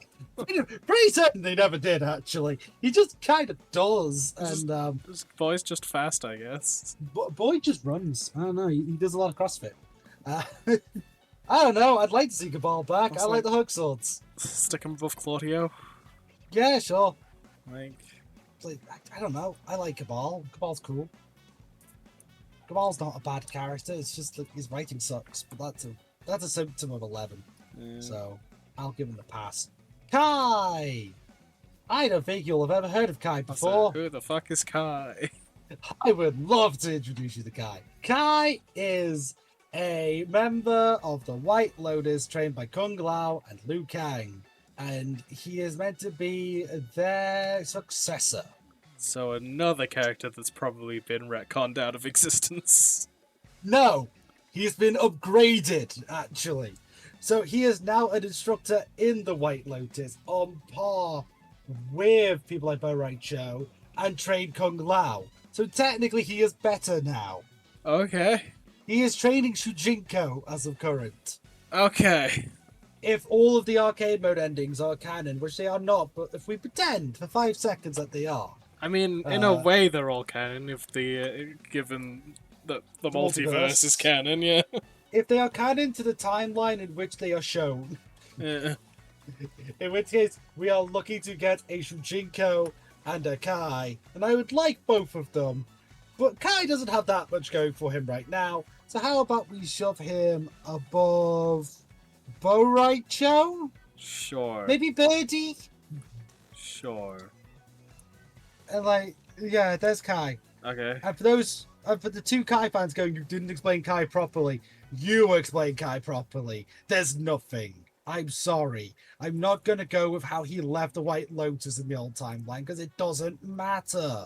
I guess this is a good place to say, hey, yeah, if you've got any opinions on any of the things we do, please leave them in the comments. I will read them. I will try to actually make notes next time, and we can make changes at the beginning of whatever we do next. Yes, please, by all means. I'm always down to discuss Mortal Kombat. It is a thing I know and love. I mean, not even just about any of the things you see in this tier list. If you have any statements on any of it, feel free to. Well, yeah, I just wanted to try and make it relevant to the video as well. You know, call it the engagement bait, I guess. This Something I don't rarely do. Yeah, this is an ongoing series. Developments will be made. Speaking of developments, the developments to Kano are ones I don't like. I can't even remember what they changed. Simple, they made him piss on the floor all the fucking time. Ah, right, yeah. Yeah, you know, that thing he's never done before and felt so out of pocket. Speaking of, I don't like gross out. I can handle that more than some, vomit and stuff, but, still rather not. Giving him the lumbar check, great way for me to play him. Making him piss everywhere, weird choice. Very weird choice. I don't think he's ever been canonically known to have pissed on a floor anywhere, ever. What was the direction? Why did you go this way? It's I agree. I've meeting them halfway. I suppose it doesn't feel out of character, but did it need to be, one, was it necessary at all, and two, did it need to be this regular of occurrence? And three, did it have to be the default intro? Yeah. Come the fuck on. The drinking one, that would have made more sense than the pissing one. Yeah. He's Australian. I'm picturing him with a blinking... What is it? What's the Australian one they keep showing on the beach ads? Where's the two guys and they give Australian tech advice? I don't... You mean Foster's, but nothing about Foster's is actually Australian. No, but I can still picture him drinking a Foster's ironically. What I was going to say is I could see Kano doing a shoey. No, I can see him inventing the shoey, actually. Just introducing all of Outworld to the concept of a shoey. Hey, Shao Kahn, this is a shoey. He uses a Foster's for the shoey. Because they don't know it's not Australian. He's like, this is from my homeland. They don't know it's not Australian. They don't know how fucking shite Foster's is. That has saved Kano from going into DT. Unironically. What the hell? I was already feeling here, and C. Yeah, he's going low C. You know what? Yeah, part of a bombshell. I could feel that going either way, but. Well, they made Shower pussy. They at least made they made Kano just gross. Yeah, it's none of what Kano's doing is out of character. It's just unnecessary. Alright, so Kenshi. I love Kenshi. So do I. I really love Kenshi. Yeah. I'd argue Kenshi's my favorite character in Mortal Kombat history, and I would not. I don't even have to think about it. I probably would, but he's definitely up there. Kenshi is the only character from the 3D era who has been done and redone and still cool. Mm-hmm. Just objectively. Just, I don't know, man. Every time Kenji's been in a roster, he's been a character I want to learn. Fair. And he's just fun to play, and I like his story, how Quan Chi tricks him in the original timeline, that the sword wants to get revenge for stealing the souls, and then how it's very similar in the alternative timeline, and how he's trying to deal with the Yakuza in the modern one, because we're trying to ground it a little, And I like ground everything. I don't know if they have done anything with it, or they will, but I love how he now has a direct tie to Ermac, because it's the same font of souls. So, I'm making the pitch. I'm making it. I'm going to argue S tier. I know you have an issue with the fact that you don't get all the powers in the story. I was going to say, they fucked him over in the story. But I'm going to offer a counterpoint of you can move Ken into S tier as well. I don't think I want to move Ken into S tier, if I'm honest. I just think Kenji's as closest we're getting. Like, yeah, I think I agree. I agree he takes the top spot, because the only thing I can really think of is, why the fuck did you put him in the story mode if you weren't gonna let me actually play him in the story mode? At least the interaction he has with Johnny Cage is actually kind of emotional. Like that. Like, genuinely, it feels good. It's very well acted. It's a well written buddy cop like dynamic. It's also a well-written gay ship. I'll just tell you that now. The amount of gay fanfic for Kenshi and Johnny. That is both fair and, generally what happens whenever you write a good buddy cop style thing. I fucking love Kenshi. I want Kenshi to come back. Yes. I do. Kenshi could be in every single Mortal Kombat game from here to the end of time, and I'd be okay with They made him a stand character at one point, like... And he was still good! Yeah.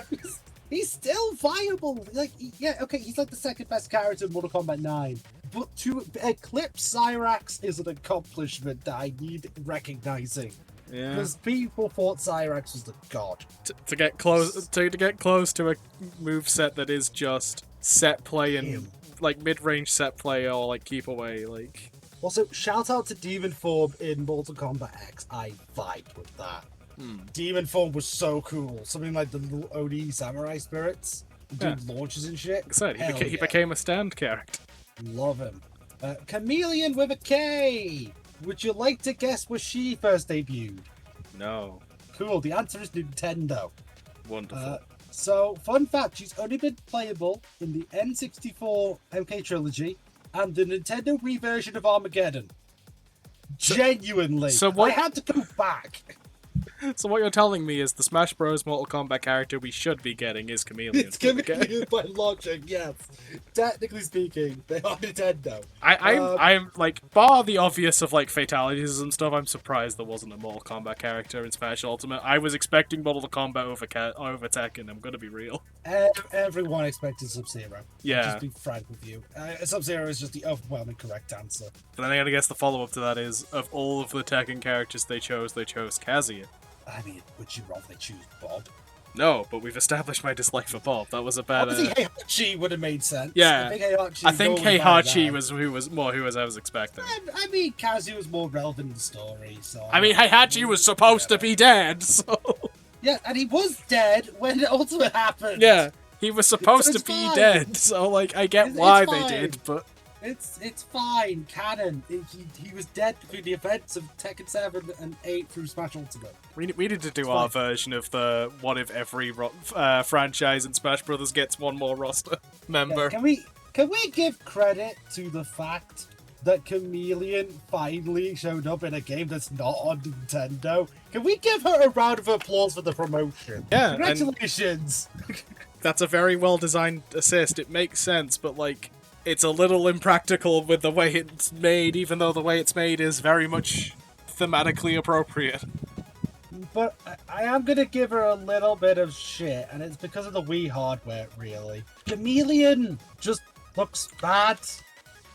I'm sorry, she does. Yeah, but that is... Yeah, it's that's the not... limitation of the Wii. It's fucking her over. But like, her new design, I really like her new design. Like, I like the Bob. I like the idea that we could get Chameleon as a playable character in a roster. I like the I like the characters that are multiple in one, so we don't have to necessarily worry. Yeah. You know? And like, if Tanya's unavailable, you throw in Chameleon. I think I'd rather Chameleon with a K over Chameleon with a C. I mean, it is Mortal Kombat, not Mortal Kombat. I also just think combining the movesets of the females actually might be more fun.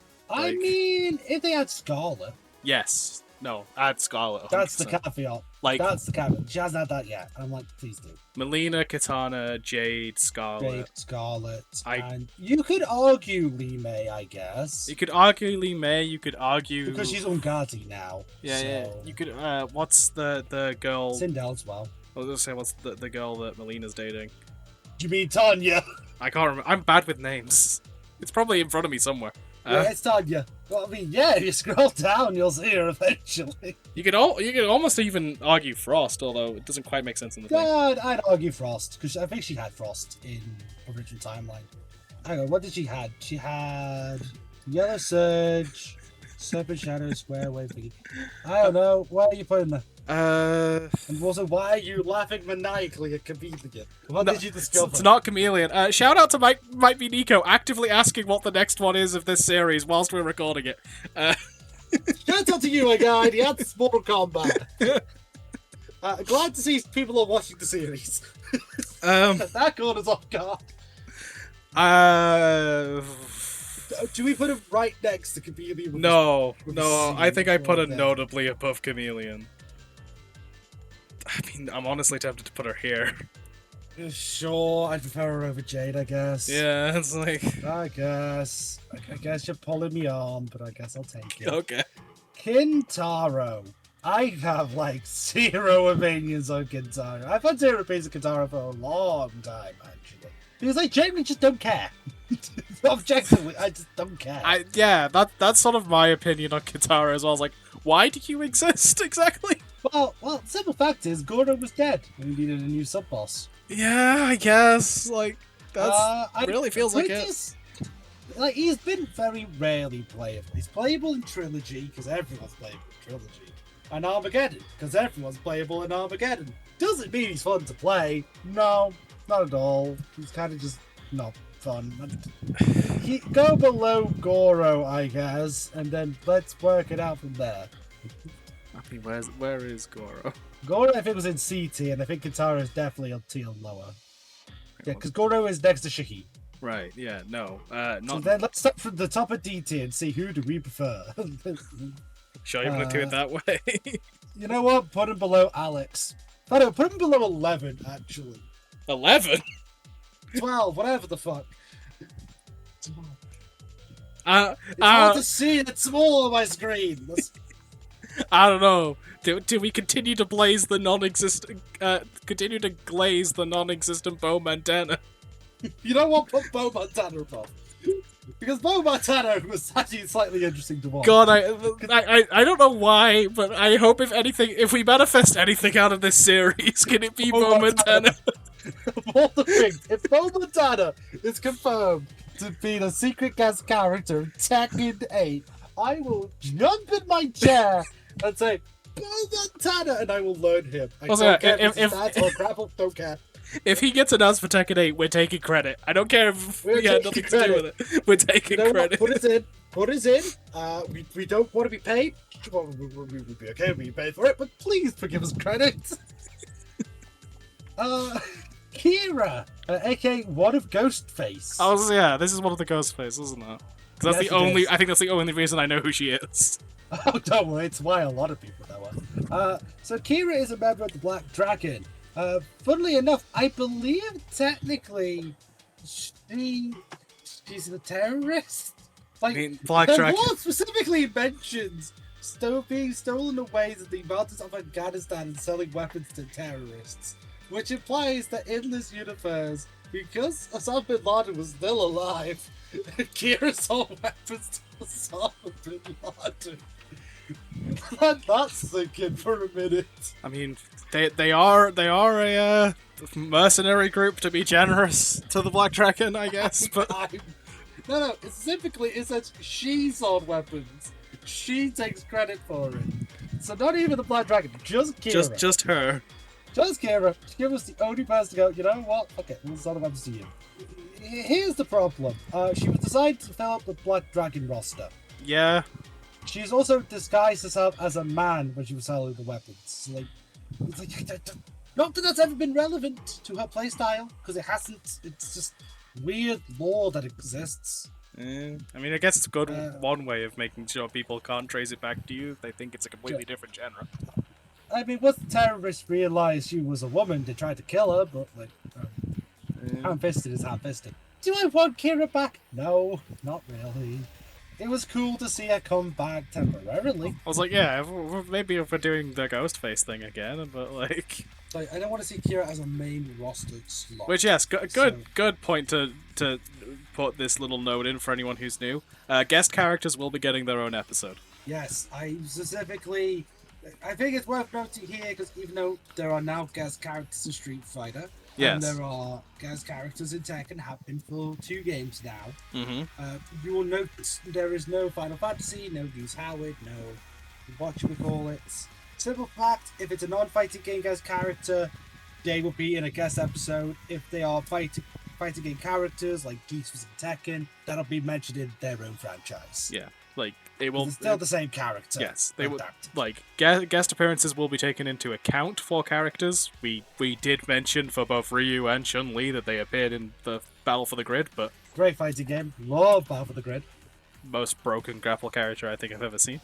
Yeah, honestly, a lot of characters that came broken, but it's fun because of it.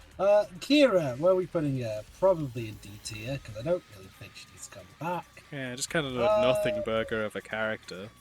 Maybe below Master Raven, because there's at least something to Master Raven, but she is also kind of a nothing burger. Would you want Kira more than Bob? Yes. Okay.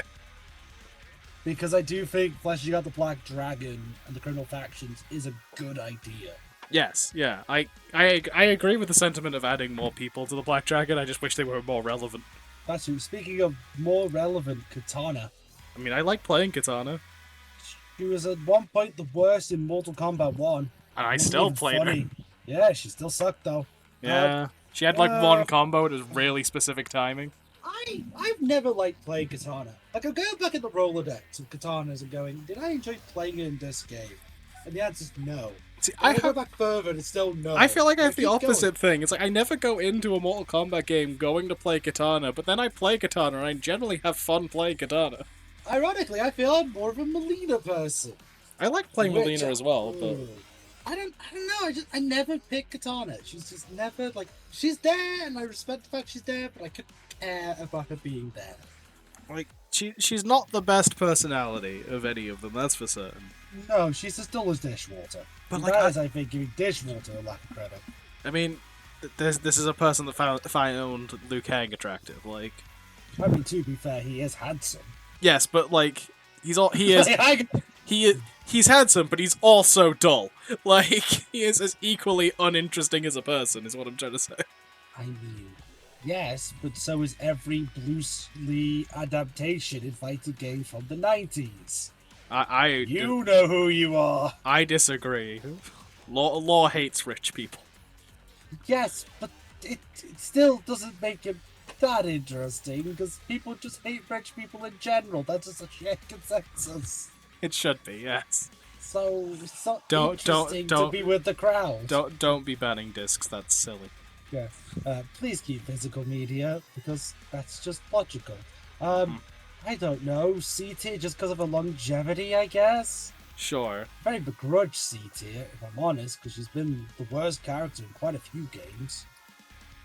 Again, I have fun. Oh god, my where she is and where my mouse is visually is 2 different places, but it is putting her in the right place. Just, there. I don't know if the recording caught how that looked on my screen. It should do. Oh, it definitely did. Yeah. It definitely did. Hey, you remember Kira? Yeah. Well, here's Ken Masters. I mean Cobra. Uh-huh. He is designed to be Ken Masters. Yep. He has a kick move. He has a burning fist. He has a Hadouken. Uh-huh. Don't know if my mic is picking up the ice cream van playing Yankee Doodle. I don't know. I want a Yankee Doodle ice cream. He's also a ghost face, which was cute. Yeah. But, like, can we be completely honest? I don't think we need Cobra. It's yet another one of those of, like, every one of these we're making our version of a Shoto always starts very basic and similar, but it's how they diverge that makes them interesting. So, like, I'd be interested to see what Mortal Kombat's version of, making a variant on it is and actually trying to be more. But I also don't care enough for him to take up the roster slot for them to do that. Yeah, let's put him next to Kira. Because, like, I feel like they have the same problem. They're both very emblematic of the same deal. Yeah, it's we want the Black Dragon, but we want more interesting Black Dragons. This could have been better. They're still above Jarek. It could have been worse. Yeah. Because Jarek is the literal pits. Collector. Speaking of the driveling pits. I liked the idea of the Collector. I honestly, everyone liked the idea. I think my usual shit. Yeah, so they kind of didn't lean into the idea of him enough. Like, that only is very one note. Yeah, it's like, if your whole thing is he's a guy that's collecting lots of stuff, have him use lots of stuff to fight. Like, it feels like he has the swords, he has the projectile thing, he has like the lantern. The lantern, and then like the ball on the chain, and that's kind of it. Like I'd like to see the Naknadans again. That's for sure. I'd like to see the Naknadans in some capacity. But I feel like he's locked to the wrong game right now. Yeah, it's strong potential man energy, like... There's a chance. Like, I don't know. It's like, if I'm judging it on him, that feels too high. If I'm judging on how much I want to see him come back, that's too low, because I would put him above Frost. But, so I'm just sort of like... eh. But like, in the same vein, I probably, if it was just me, I would be ranking Havoc higher, so... Total Khan. Hard to rank him. That's for sure. Because he's a good character, and he's an interesting kid. But he's a bad story. Yeah, the story's kind of shit. The story never got better. It kept getting worse and worse. It had very weak legs, and those legs just kept getting weaker. At the end, there was just no legs. Man was literally just up a torso. Just became Johnny Joestar. Like, oh god. So the Osh-Tech are interesting. I like the idea of them dipping into the Aztec thing. Yeah. Same with Nakali, really. But like, they either decided to stop making him blue, and then it was paint. Which is weird because he just seemed blue. It did look like paint, but the way it looked texturally made him look more blue than paint, I guess. There's a middle ground there, right? Because I definitely think it should be paint, but like... It definitely should be, but then we look at pictures and it's like, it looked too much like it was his skin tone. Yeah, it's like there's a middle ground there somewhere between the two games, but... And like, then they just gave him cat powers without explanation. I would argue above Shao. Yeah. But below Kano, like, and just like, he didn't have enough games for them to fix what was wrong with him. But like, they could have fixed some of it. There's such a good idea there, but God, is the story either bad or non-existent. Like, speaking of non-existent, Kung Jin, the best of the Combat Kids. Don't come at me. Actually, maybe do. I don't care. The gayest of the Combat Kids. Most fun to play as well. Was fun to play. The first canonical gay character in Mortal Kombat history, because Tanya was confirmed after Kung Jin. Do not forget. Honestly, the implementation of it was very well done because it wasn't forced. Yeah, he's just a character who is gay, but he's not like a flamboyant fucking pixie as media was once so accustomed to doing. He's also, I think, of the Combat Kids, the best example of the MKX system. He has a mode that focuses more on the staff part of the staff. He has a mode that focuses more on the bow part of the staff. He has a mode that's a balance. Fire. Yeah. For some reason. Like, it's an interesting design for a combat character. And like, yeah, I was fucking he comes with the realization of, oh shit, yeah, Mortal Kombat's never had someone that just uses a fucking bow. Why is that not been done before? Yeah, and then you're like, cool, I'd love to see him back. Oh, you just tease him as being on PG the entire time. Well, that's upsetting. That's a bit shit. I like the story they tried to tell, that he was just outcasted because of his preferences, because that is a thing that happens. Yes. It wasn't forced. And I think the scene where Raiden's talking to him and he says, it's not about who is in your heart, but what is in your heart. Yes. Like, it doesn't matter that you like guys. That is irrelevant. It's the fact that you want to do good. Yes. That is. It's a message that I think is, for Mortal Kombat storytelling standards, which are very low, done well. Like, you could see that in one of those, like, inspirational black and white, like, quotes that people put up. It's like... It's definitely a... Yeah... One what that is, would... What is the exact quote? Type of quote that ends up getting misattributed to somebody else. Like, you know, that quote that constantly keeps getting attributed to Einstein. It's not actually said by Einstein. It was, they care only for what is in your heart, not whom your heart desires. Yeah. Which is Disney Channel, but in the right way. Yeah, it's like, it don't care who you like, it cares what you do, or what, like, intent you have, like... I don't know, he's cool. I'd like to see him back. We can put him in the bottom of C tier, because, honestly, he got forsaken with one game, and I don't think that's fair for him. Sure. Oh, where the fuck did he... Yeah. You dropped him back. Say, I did not let go of the click. I guess Kung Jin's now unrankable, by definition. He won't move. He's here. Honestly, he could be here, but... Yeah, only one game, though, so... Yeah, that's the problem. Like, he's here because we need more data. Kung Lao! I mean, I kind of want to put him high just because of the hat. I would have loved if you continued that sentence as I want to put him hat because of the high. To which it would have been like, yeah, honestly, he does like give me smoker energy a little bit. My dyslexia doesn't come up as much as it might, but yeah, I have the flavor where it more comes out of my speech actually. Sometimes it produces gold. Listen, Kung Lao is an asshole, but at least he knows he's an asshole. I'll say, yeah, he is the archetype that he is, and he plays it well. Like, he is a character people play. I don't know, C tier. He does the job. He doesn't need to be outrageously unique. You're only putting him in C tier? Yeah, because like again, he isn't that unique. Yeah, but like I still kind of want to put him above Cyrax. No. No, really? No, I don't know. Like, Cyrax is so uniquely MK. And I feel like so is Kung Lao. Like, who the fuck else uses that sort of hat? Like, genuinely. Odd Job. Odd Job and Ario Speedwagon. Can we get, like, that's not many characters. Ario Speedwagon did it better. No, he didn't. I don't know. He had the idea. Fine, you can put him above Cyrax, but I think that's incredibly generous. Like, it's partially being unique, it's also partially just being such a mainstay in the series. Again, like, I wouldn't put Ryu in B tier, so so it's kind of the same logic. Like, fine. Lee May. I played a little bit of her in 1, and what I did play was fun. So, do you remember when I said, like, Ashra's alternative costume was, lambasted?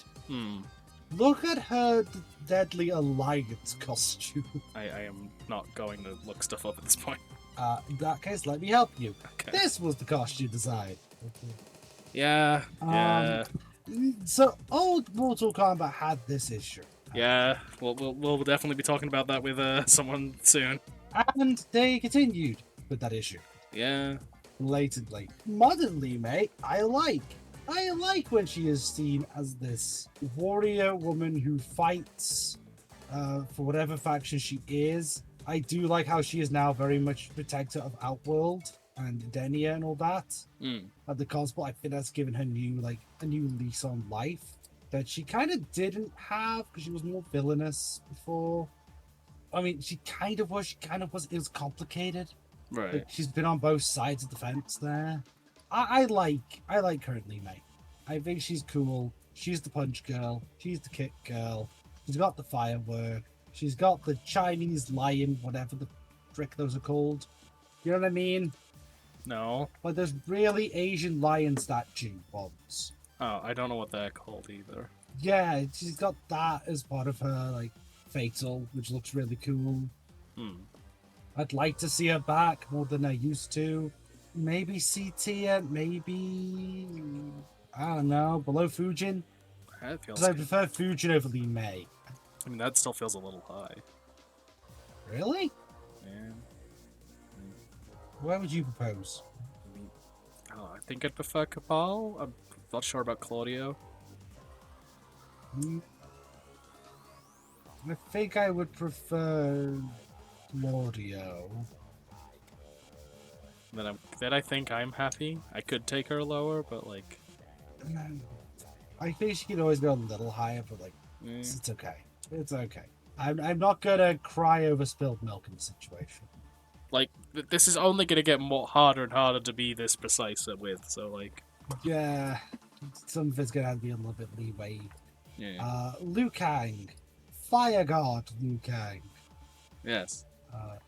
He is the one who made the world that we are now in, according to Mortal Kombat. We have been rebooted twice. Shout outs to when he was a zombie, by the way. I mean, I was going to, but I was specifically going to say that was negative points, so... Yeah, it was negative points, but hey, they brought him back. He was the first confirmed zombie in Mortal Kombat history. It was bad, but, you know, it's notable. I mean, the appearance in the Mortal Kombat Armageddon intro, where he's fighting Shang Tsung, was kind of gnarly. How he like snaps himself back. Sure. The thing is, evil zombie Liu Kang exists because Raiden's evil form is a thing. And that's just kind of the thing. They've always towed the line on if Raiden is the bad guy, or the truly evil villain, and if Liu Kang is. They always kind of dance around the two of them. Yeah, and like... Because they made him a Revenant, right? Yeah, one of the many people that suffered from being default Revenant in that game, like... Yeah, well, the other forms would have been a bit more relevant. It's like... even when the Revenant form was the most relevant to the story, I still would not have had it be the default costume for anybody. I guess Cabal is like the one exception I'd have, actually, because he's always been scarred, so... Yeah. I guess the argument there is it doesn't change much, but... Yeah, I can see an argument for either or. Do I care about Liu Kang being an Elder God? Not particularly, I can give two flying shits. I think the most notable thing about it is I think it's a better moveset. But... Yes, but a lot of characters in MK1 have better movesets. Yeah, that is kind of the thing. So it's not a thing that's unique to Liu Kang. He's more unique now, but then again, he was designed to be a Bruce Lee knockoff. He is one of the better ones of that sort of yeah, thing. For sure. He's certainly one of the more unique ones. He's certainly one of the ones that benefited from modern MK writing. I'd argue he has to at very least be high C, if not B, just because... Yeah, because longevity. Yeah. Maybe right next to Ryu, if I'm honest? Or at least above Ryu. Yeah, I don't think do we prefer Liu Kang to Ryu? Yes. And like I don't think we have to argue that Miguel's staying above them both. Yeah, no, Miguel trounced them both in the bar. We all know this. Yeah. Now can I be excited for Mavado? Yeah, no one was ever stopping you. I think. Good. I love Mavado. I do not care how stupid a concept he is. I genuinely understand how dumb the idea of this rope-wielding man is. Okay? It's ludicrous, ridiculous, dumb. But God, is it fun! And like, is it weirdly entertaining! It's a very cool design as well. Like, the current...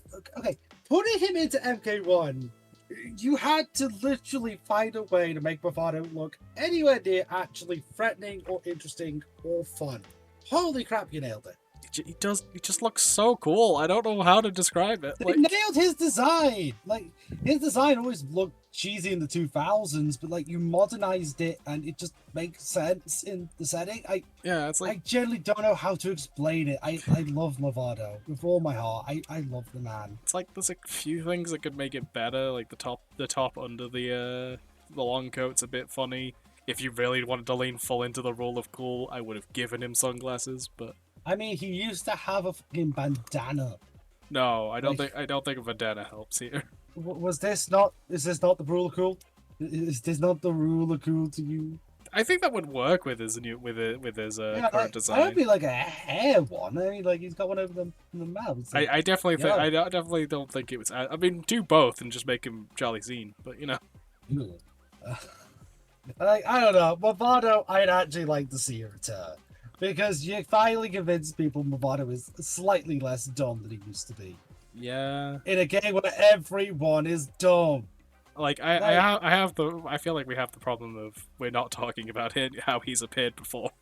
No. Forget the old version. The old version was cool in a cool way. But like Movado, I'd say, yeah, he's got potential. Like top of D. Man's potential. We're waiting for him to be playable again with this modern design, I think. Absolutely, and I think he will eventually be. I do. I think it'll happen. And like if how he is playable lives up to how he is in Instant Assist, I could see him jumping an entire I could see him jumping straight to B. But that's as he is now. There's too many question marks. Meat. This is Meat. He's very happy to meet you. How do I explain Meat? He's an experiment by Shang Tsung in the Flesh Pits. Of course he is. That's it. Like, he does sumo. I really don't think you know what sumo is. No, his moveset is called sumo. What do you want me to say? So no, it's wrestling. So he has wrestling. This is your wrestler. Okay. Like Su Hao does the sumo. Meat does the wrestles. Okay. He does the grabs. I'm just waiting for you to tell me that I've put him too high. Yeah, you put him too high. Like, listen, the reason he exists is because you needed a texture in Mortal Kombat 4 below the skin to show like skin melting for Reptile. That's why Meat exists. Yeah. Like he exists as a technicality. Yep. And that's it. That's the deal.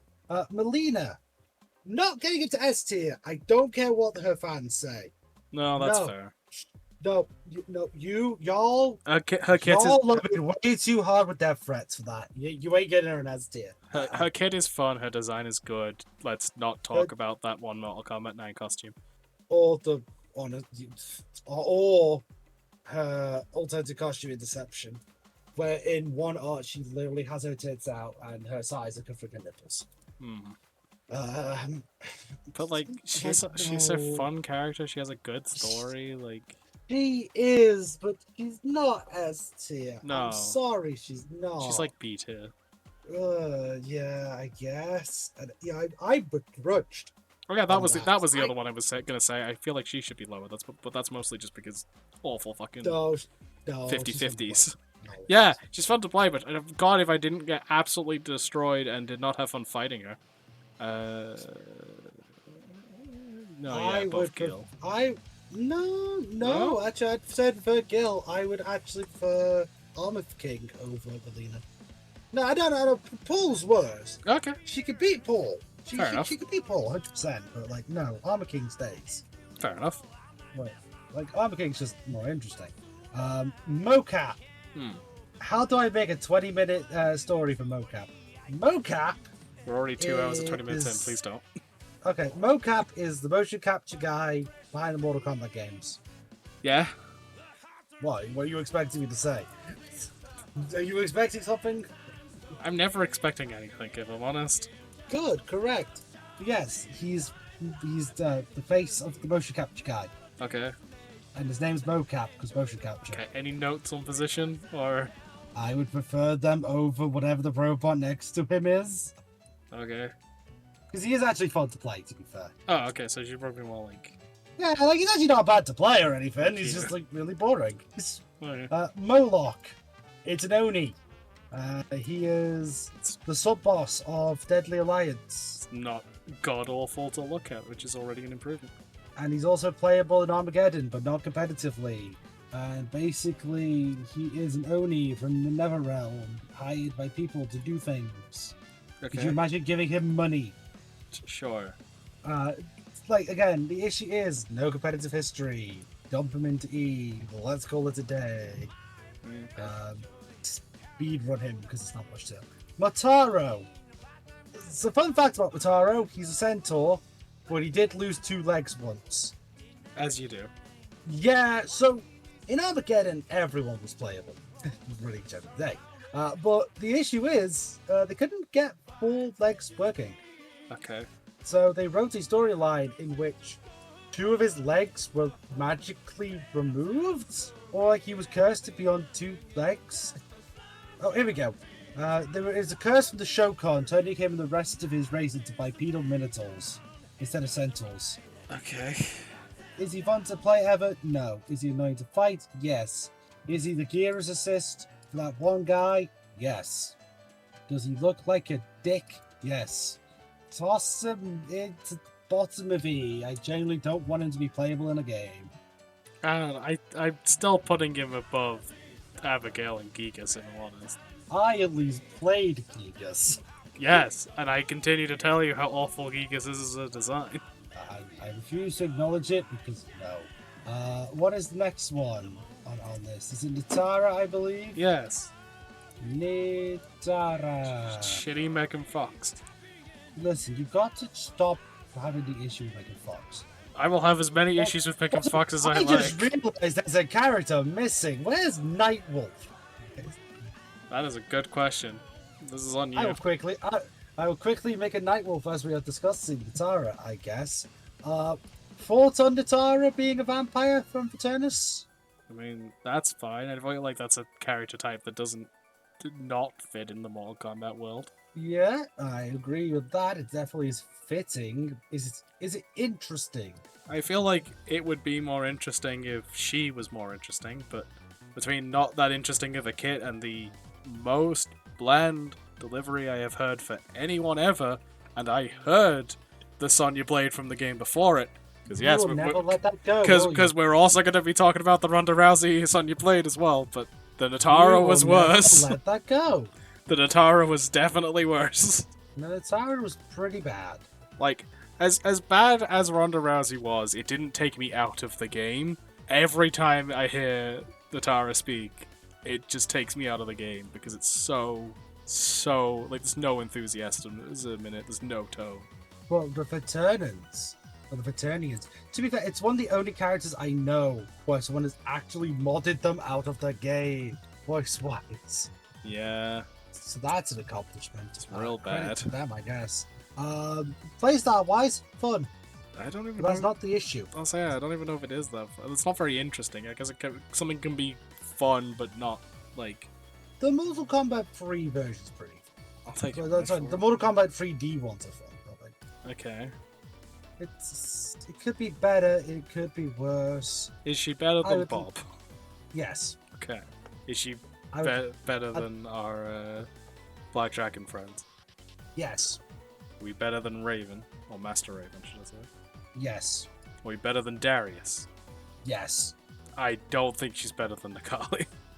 I'd still say yes, actually. I don't know if I do. And I'm the one who would put Nikali in Lopo tier, so... I don't know, I'm kind of with you there, if I'm honest.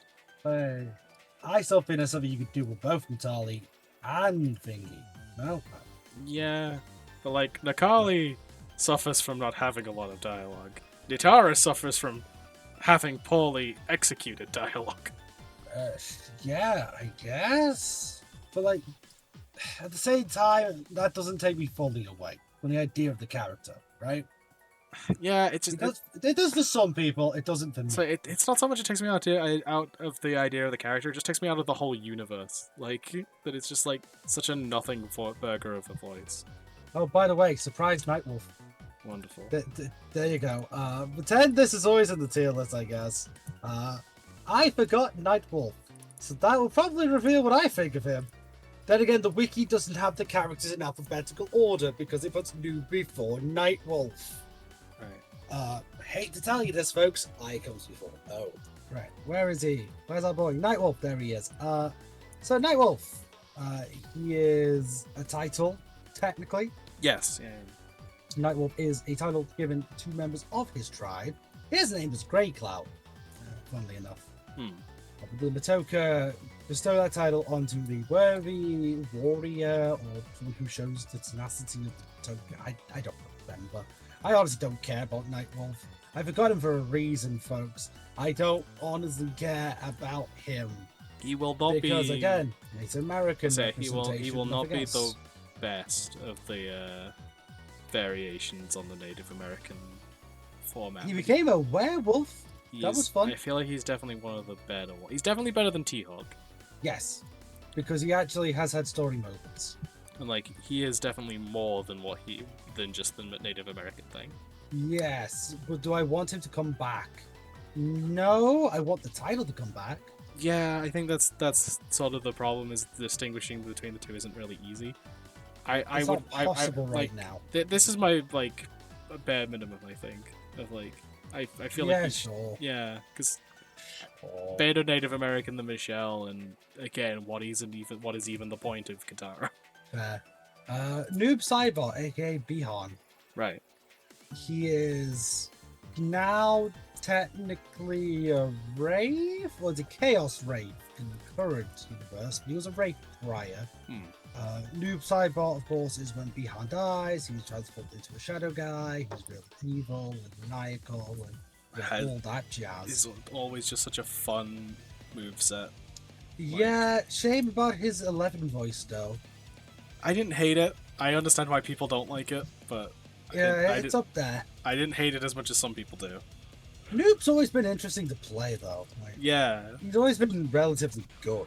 Yeah. As well. Like, I am looking up here for a reason, right? Like. Yeah, definitely above Melina.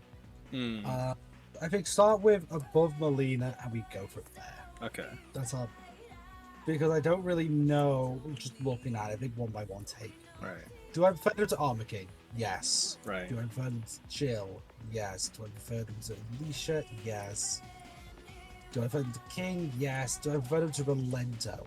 This is where it's gonna get harder. No. Again, still kind of feel like this should be here. Yeah, you can move them there if you want.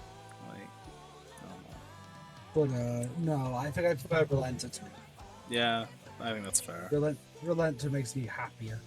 Just more personality there. Although again, as much as the voice was a bit grating in 11, I think they did a lot to like really dig into the albeit gloomy personality of the Wraith that is Noob. So. Fair. Onaga, the Dragon King, one of the oldest rulers of Outworld. So this is where we go into the story. Natara manipulates Reptile, who finds a dragon egg, and all of a sudden Onaga takes over Reptile's body and becomes a thing again. So technically the one in the picture is Reptile in the old timeline. Okay. Enhanced into being the dragon. In current continuity, he does exist. Right.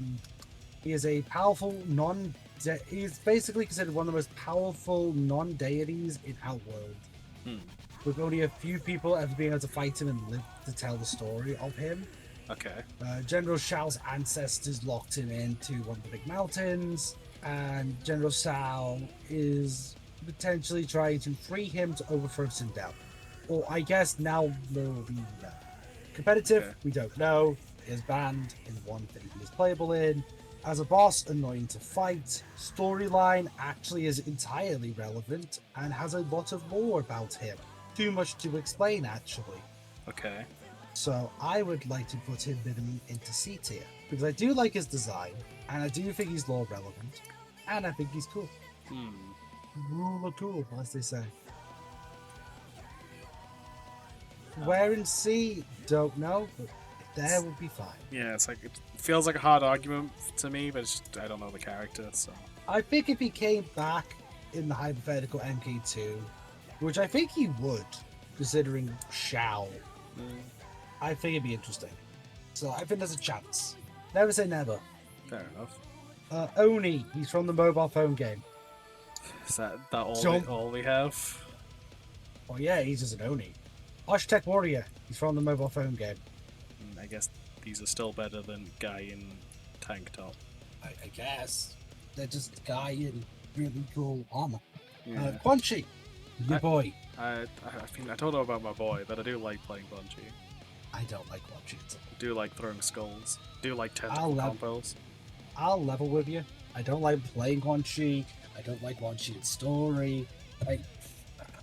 It seems like he gets all the credit that Shang Tsung should have had credit for quite a period of time. They do feel interchangeable in a lot of instances. But they shouldn't be. Yeah, it's like they do feel like we need an evil magic guy to be blamed for something. Flip a coin. Is it Quan Chi? Is it Shang Tsung? No, it was a coin with the same side on both sides. Because it was always Shang Tsung who game blamed, not Quan Chi. Quan Chi was lauded as master strategist. I'm just like, this is the same guy who got kicked in the fucking nads. So interpret that as you will, I guess. The tentacles are cool. Do we have an explanation for them? It's very much like, because it's with all the portals, right? It's very much like him summoning extra-dimensional entities. I am no, he needs to be lower than that. I'm not saying down a tier. I still say Onaga's better. I know nothing about. I would say I know nothing about Onaga. I'm just basing this purely on visual design. I'm not gonna lie. Alright, for the reference, if Onaga came back, Onaga would beat Quan Chi. That's my pitch. If Mortal Kombat 2 exists, we are forever able to fix this and change it as developments happen. But it's like again, I think Kung Jin could be way higher if he comes back. Raiden, the former Elder God, former demigod. Former villain, from former history, determinant, man who does a lot of things and yet is the biggest fucking moron.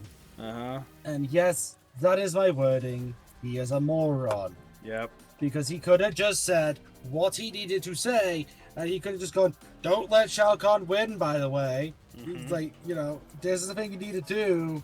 You had time. You are the entire reason the story is written like shit. Because of mistakes that you made, because you're a moron.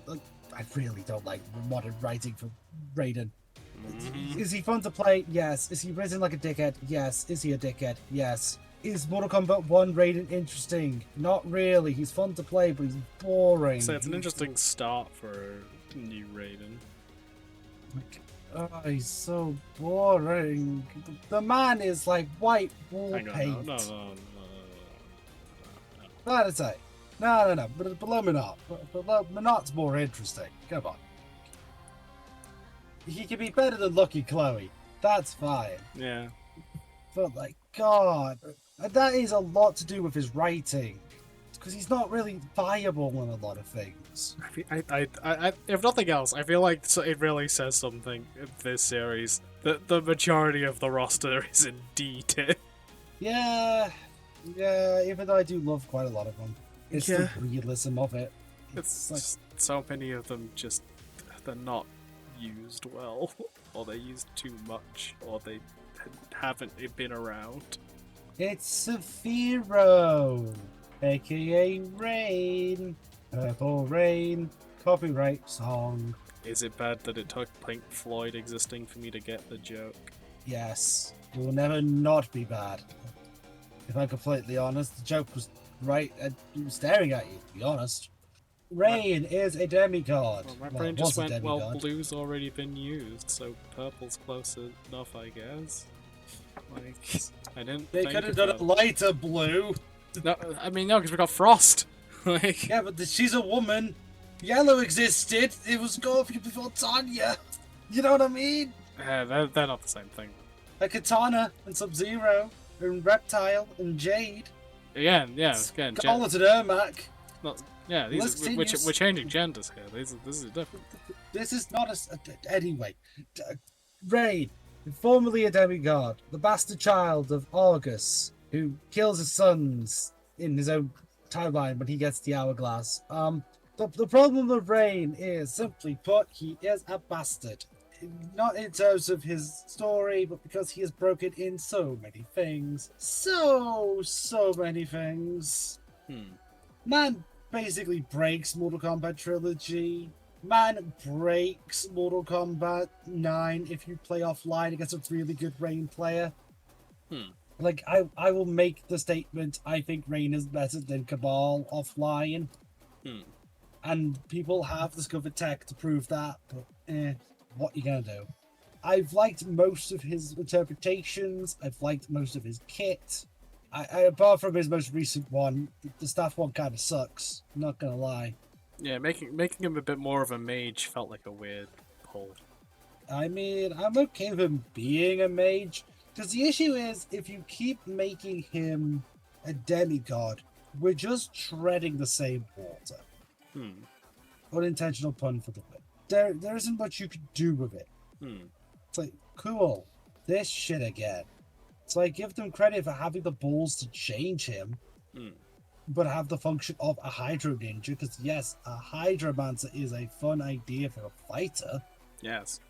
But, easiest fatality ever, just like summon water inside your lungs. Like, I don't know. I put him in C just because I like him. Yeah, I'm thinking somewhere between, like, below Fuji and above Johnny Cage. I'm not sure where. How about after Lily? You know, okay, yeah.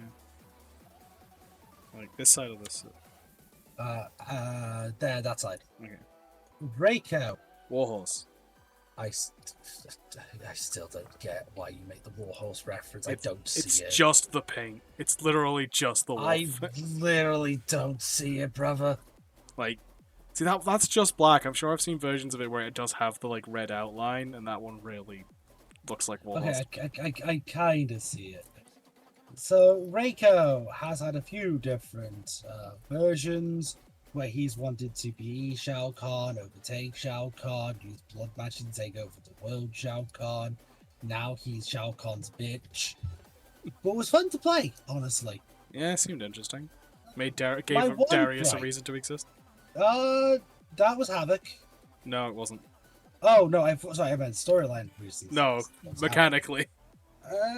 Serena was Reiko as well, to be fair. Yeah, but quite a few people got value out of Serena. Reiko was like the one person that that actually did sort of consistently use Darius, because you use the kick to reset after the grab. So my one issue is a lot of his moves felt sluggish in MK1. Like, they felt really slow and felt like they shouldn't have hurt. Like, I'm talking about the one where he picks you up, slams you, and does the free punches. But those free punches are so slow. They are a bit labored, yeah. It's like, what's the point? Really feels like they took one of the last takes in the mocap session where the people were tired from doing it. Punch. They're like, I'm sick of picking you up. I'm just going. Also, technically, I think Havoc killed him. So hey, that's a no for you, boy. Wonderful. Comics are fun.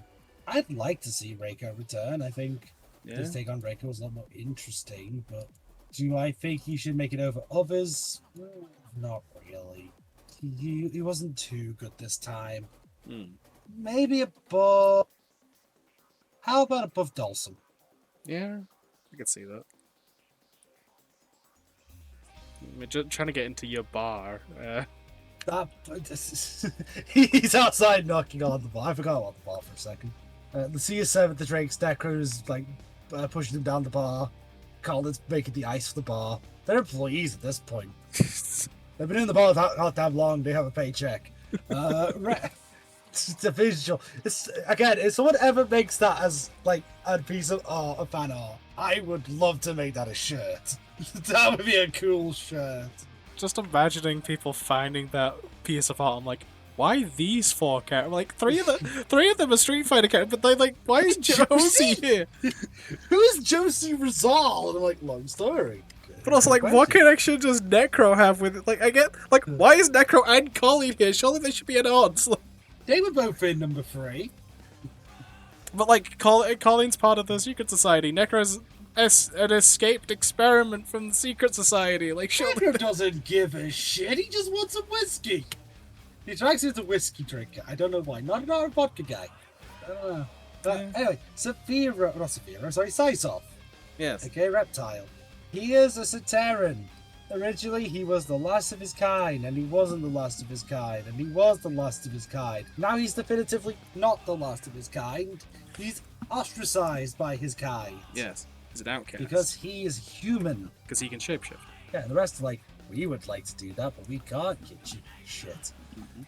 True story, those were their words. Also, very relevant to the story because he is a Naga at one point. Unless we forget his beautiful, beautiful reptile skin cream. 3D Mortal Kombat, a treasure trove of weird shit. Yeah. Size off is 100% my favorite reptile design. I'm kind of mid on all the others.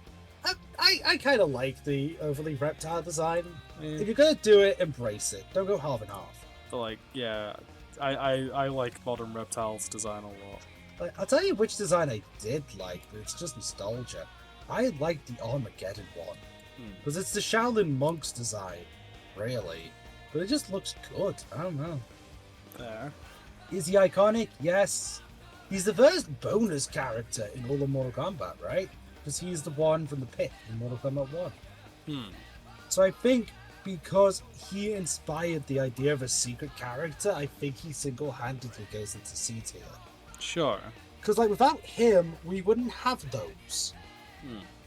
How about next to Baraka? Yeah, okay. So they've had a glow up around the same time. Both cool. They just feel very fitting next to each other. Serena. Another character I'd like to see come back. And who debuted first on a Nintendo exclusive. Because she debuted in Mortal Kombat Tournament Edition, which is the GBA version of Deadly Alliance. Okay. It also added Noob and Sector, so that was fun. Right. She is a servant of Quan Chi for the most part, but she's also a demon, hence why she's still got the marks like Ashra. Right. She's also Sub-Zero's love interest. Okay. In the fan base, there's a lot of fan art for it. Okay. Like, there's an entire AI series where the plot point was they got married. It's like, it's actually just a thing. Okay. Moveset wise, I don't remember her being interesting. I don't really remember doing much of interest either. She's kind of a legacy character. But I'd like to see her come back, so I'm thinking D tier. Yeah, it's like, I feel like she could be doing something interesting. I kind of want to put her above Havoc, because I'd like to see what they could do with Serena. Yeah. You know what I mean? Yeah, I'll give you that. Havoc's already way too low for me anyway, so... Again, Havoc is weird. I know. If they hadn't rushed Havoc, I'd agree he'd be higher. Yeah. Like, straight up, but he got just too rushed to his detriment. Blame Neverround. That's what I do. Understandable. Saurian, he's from the mobile game. Honestly, does look worse than the guy that the tank top. Not everything can be a winner. Maybe that's why Severo was lost of his kind. But size off. It's because both the names got used mainly in one. Anyway, Scorpion, Hanzo Hasashi / Kuai Liang. Right. I mean, Scorpion is iconic. Yeah.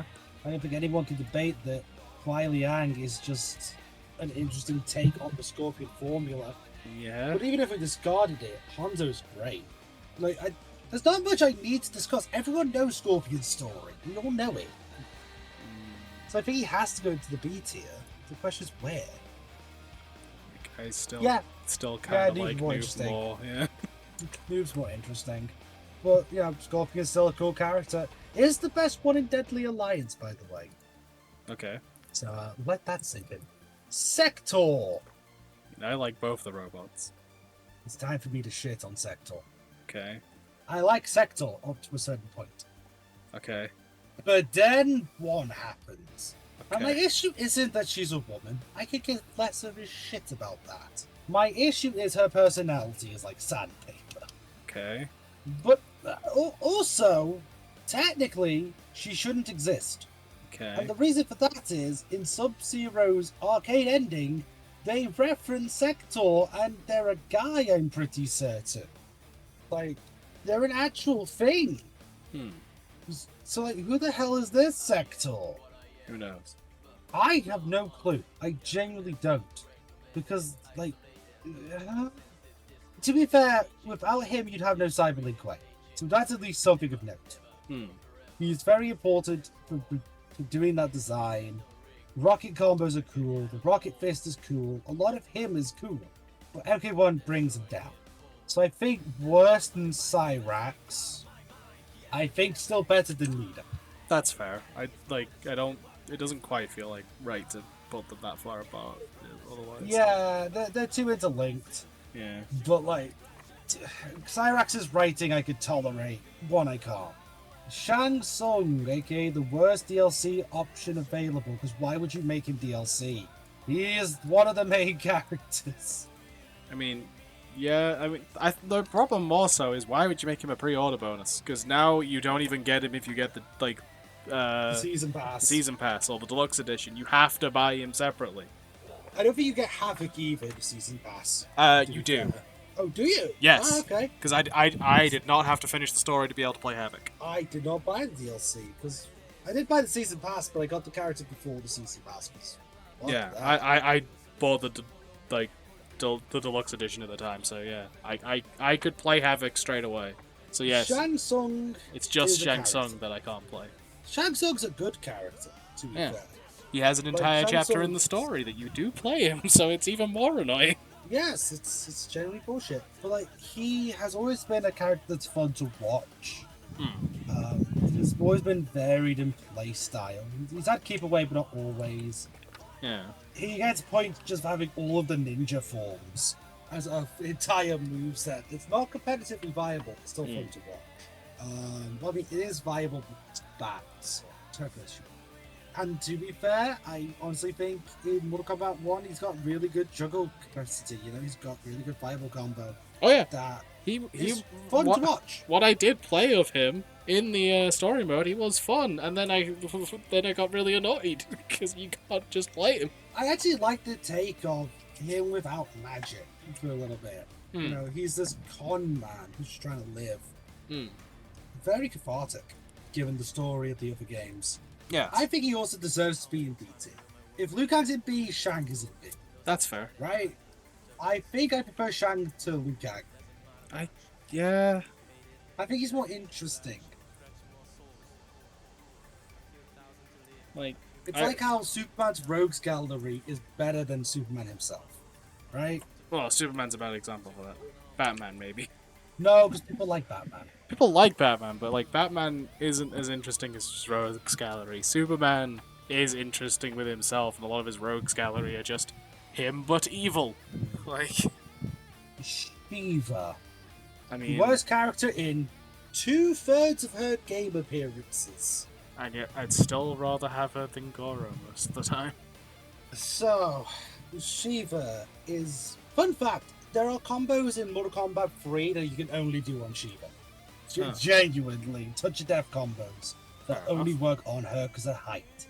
Right. Same in 9, actually. I'm pretty certain in 9 there are touch-of-death combos. In 11, I didn't like her writing. She came off as way too, anti-male. Right. Like hardcore, way too anti-male. For a character who, honestly, I don't think gives a shit. Yeah. Shiva should not give a shit. She should just be proud of herself. Yeah. But she isn't for some reason, and it felt very ham-fisted. I'd like to see her back. I think Shiva can be interesting. I just don't think she's interesting right now. Right. But she could be with the new timeline and the new take on Shokons. So maybe put her in the potential tier.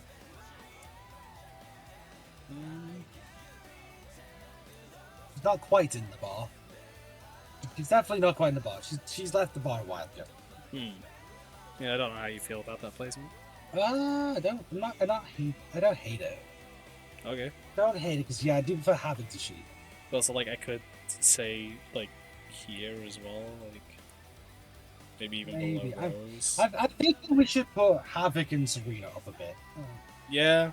How about we put them both same order, but just after Jack? As in, between Kage and Jack. That Jack, right? Yeah. Because I do like the other appearances of Havoc. It's just... I know I said I would base it on the games only, but I at least got to reference him. Right. Shinnok, the fallen Elder God. Still bad visual design. Honestly, not a great villain either. I mean, I liked him. It was okay. I feel like it's bad writing that is the issue of it. But I like his motivations. I like how he acts. I like the campiness. I think there's no more potential. He doesn't exist in one timeline. So, hey, let's put him below, I don't know, Kintaro, call it a day.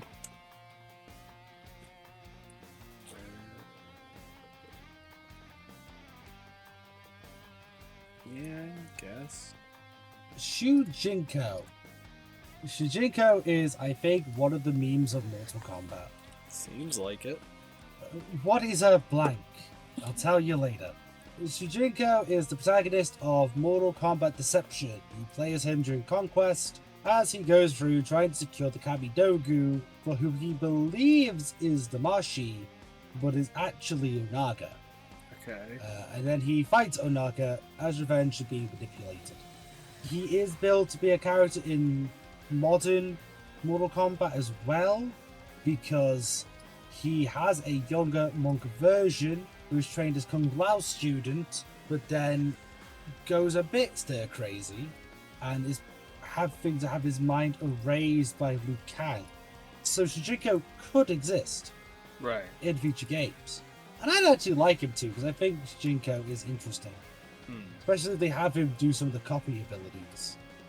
Like make him that, but for the Shaolin. So you got some Kung Lao moves, like you got the rapid punches, you get the flying kick for Liu Kang, something from Raiden. I don't know what you'd give him, but something. There's something there. I think I would put him just below. Maybe Lucky Chloe? I don't know. Guy's more interesting. Yeah, put him before Gaina. Good old Shujinko. Love him, really. Queen Sindel. Time for my rant. Okay. The Sindel of Mortal Kombat 11 could go fuck herself. Okay. That is not Sindel. Okay. It is written by someone who does not understand the character. Okay. Sindel is not evil. I don't know where they got this thing. She was not evil when she was human. She was never evil. She was brainwashed. She did not murder Jared. That is something that's completely not her thing. She is written to be a completely different person than what Sindel actually is, to the point that Sindel fans do not like the interpretation. Okay. And it's why her return in 1 was a good return to form, because it showed more so what she is like. Okay. That being said, I don't like playing again, I don't like fighting Lesser. And she's not going to return because she's dead. She's a corpse. I do like how she plays in Mortal Kombat 1. Yeah, true, but she can't come back, so interpret that as you will. There isn't any potential.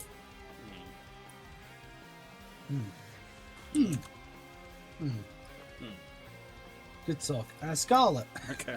I feel like we conveyed a lot of invitation to each other just by going, We're 3 hours into this in a fucking heat wave. Like, I'm surprised we're not dying more.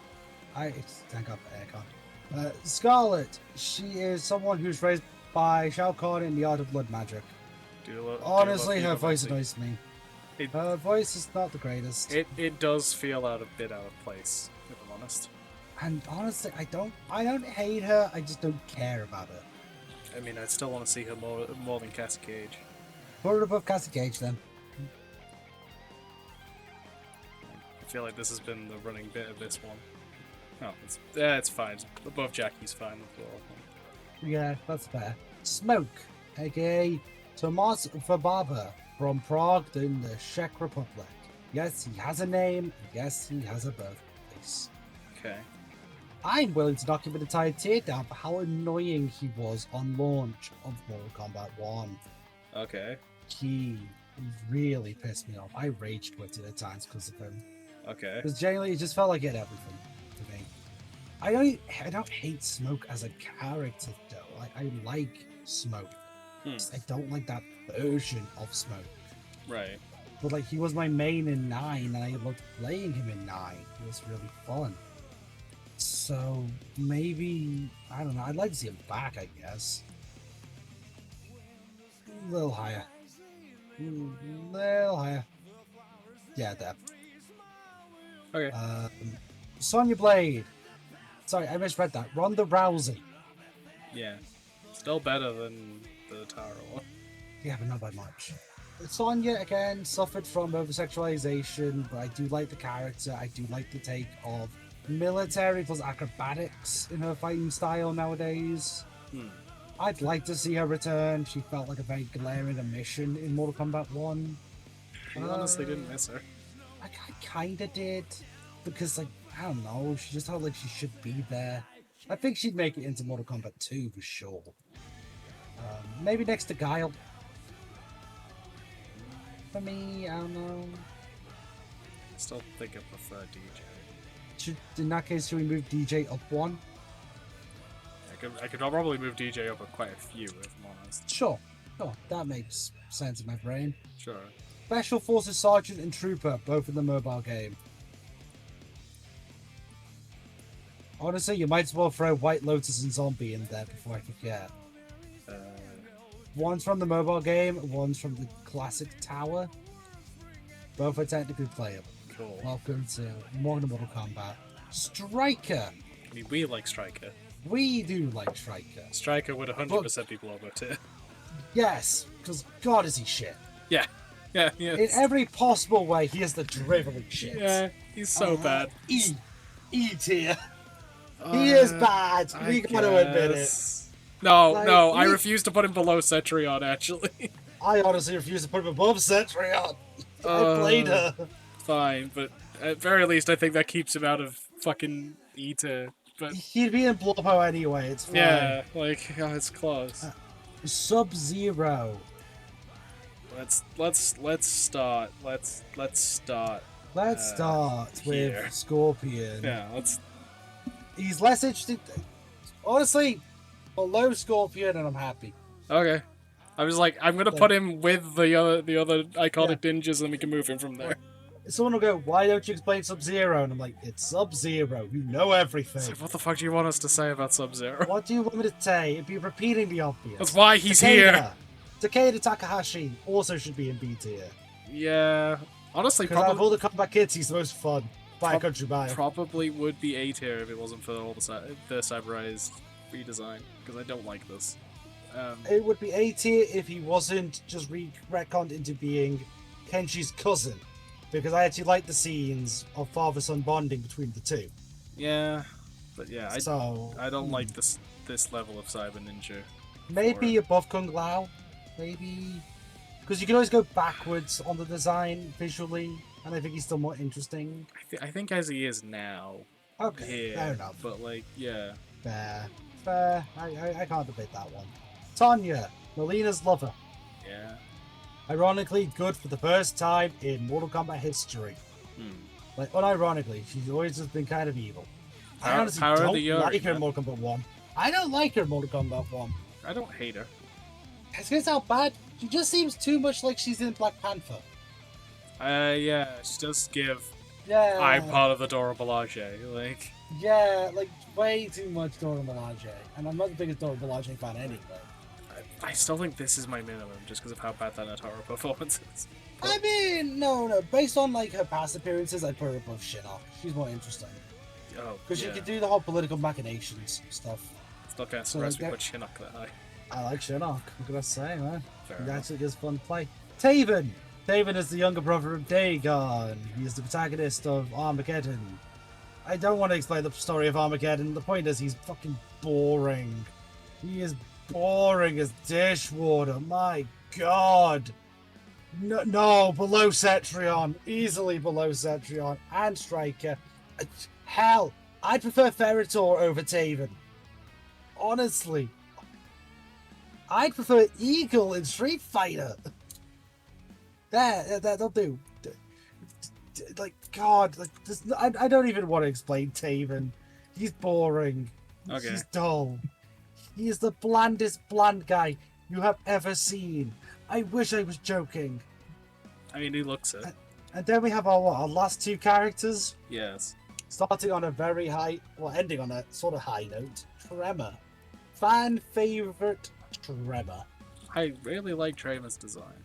I love Tremor's design. I really like the idea of Tremor. I like that he's a Black Dragon member we can tolerate. I am not the biggest fan of his execution to begin with, though it's not terrible.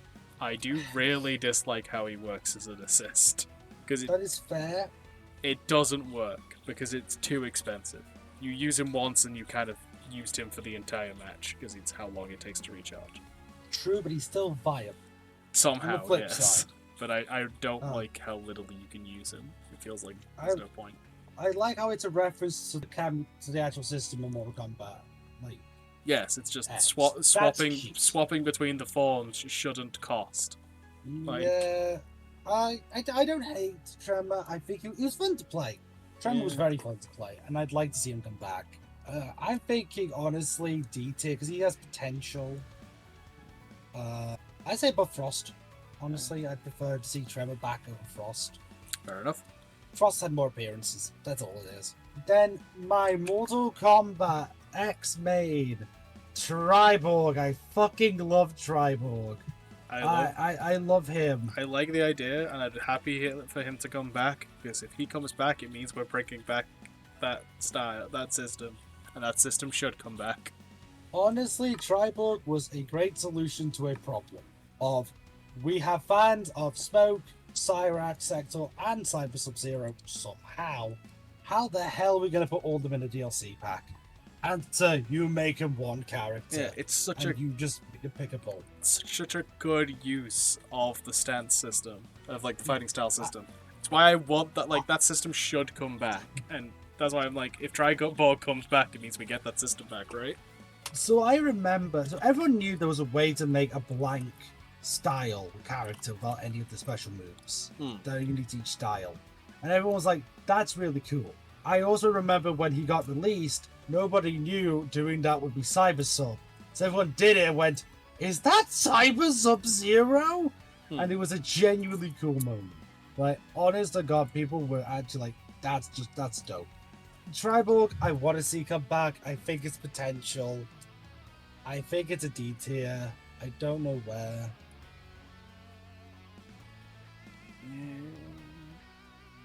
Maybe below Frost?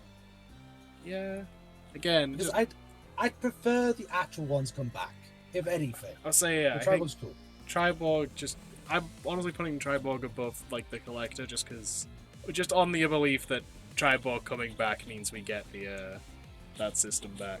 Because they try, I think, the idea of the MK level 1 was interesting, but I don't think balancing that is impossible, and doing it in tournaments becomes impossible, so...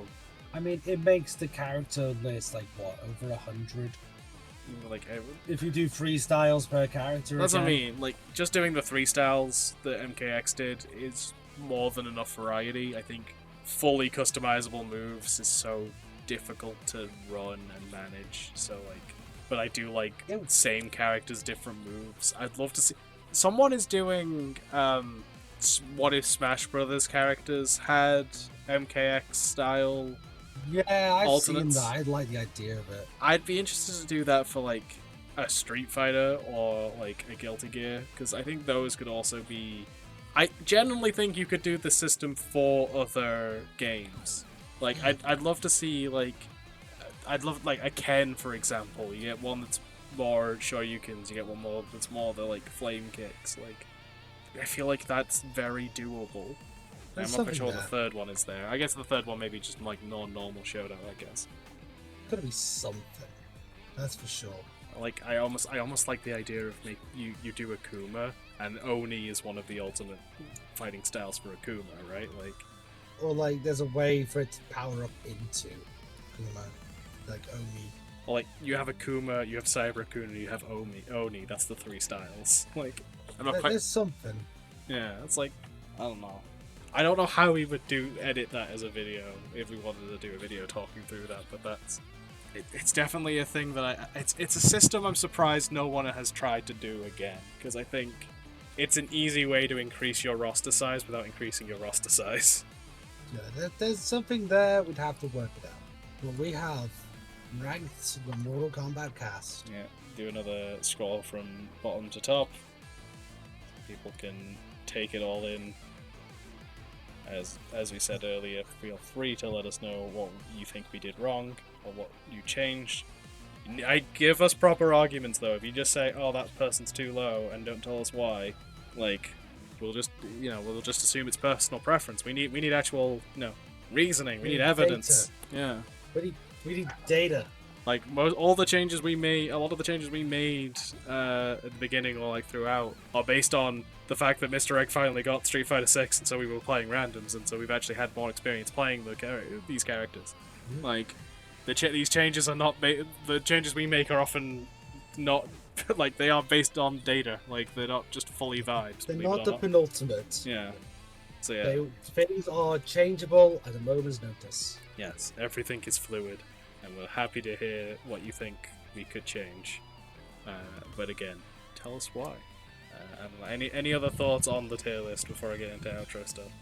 The only thing I can think is, if you want to start a game right next, please let us know. Yes, yeah. That is always a good place to start, is with suggestions. We take suggestions for all the stuff we make, and all the stuff we haven't made, because we're open to doing other stuff. I will say, if it is a smaller roster, we might have to bundle some together. No, for the love of God, please give me a reason to make these episodes shorter. This is so long. I mean, if the roster's like 10 people, you know what I mean? I honestly, I don't mind there being a few shorter episodes of this, but yeah, we could. And we can have a smaller roster. It's fine. Like, this is a 3-hour recording. I'm like editing out some pauses and stuff. It'll probably get down closer to it's currently 3 hours and 16 minutes as I say this, so you'll know how much is edited out by doing math. Because we won't do the math. Well, yeah, I will not. Yeah, so suggestions. I'm not part of the editing team, so I don't do math. Yeah, suggestions for all the stuff we do, be it episodes of making each other guess stuff. I am going to do, I think, the light episode, the first of the rules light episodes is the video after this, or the video re-record after this, because God knows this is going to take more effort to edit than that one. I'm still editing the Unfair Jeopardy, which will probably come out before this. Time, I don't know why I keep doing this, but yeah, suggestions for draft rosters, although we do have we have one recorded that is, I'm still in no rush to edit, and we have at least 2 that we've got sitting around in planning that I should really finish the planning for, because I still haven't done the non-Shonen Jump anime one. I still haven't finished that one, although I do have ideas for stuff to put into it. I just haven't done, and I still don't think that puts us to the number we need, because I think it was 56, because we're doing the same as the Shonen Jump one. Mm-hmm. And yeah, I'm at the point where I'm like, oh no, I've put most of the PlayStation 1 games I know down, and I'm trying to find stuff to include. Yeah, I believe I have a selection for that one. All prepared, ready to go. You're normally more prepared for those than I am. It's just what I do, man. It's just what I do. Yeah, go check out the Unfair Jeopardy if you haven't. I had a lot of fun doing it. I will be doing more of it. I already have part of the next episode planned. In fact, I already had part of the next episode planned before we recorded the first episode. Partially because it took a while to organize getting people together and deciding who we were. Hopefully it will be a bit easier to organize next time. Now we actually have Ant on board already. Yeah, if he doesn't play Guild Wars 2. Yeah. That's the minus prone to do. Yes. Suggestions in general, because again, we are just here having fun to make content and stuff. And yeah, I hope you enjoyed. I hope you stick around. I hope you subscribe. We are trying to work out what the next milestone. It's probably going to be 2,000 for the next milestone. But yeah, we're trying to decide what we do for it. I'm thinking another catch-up-y style thing.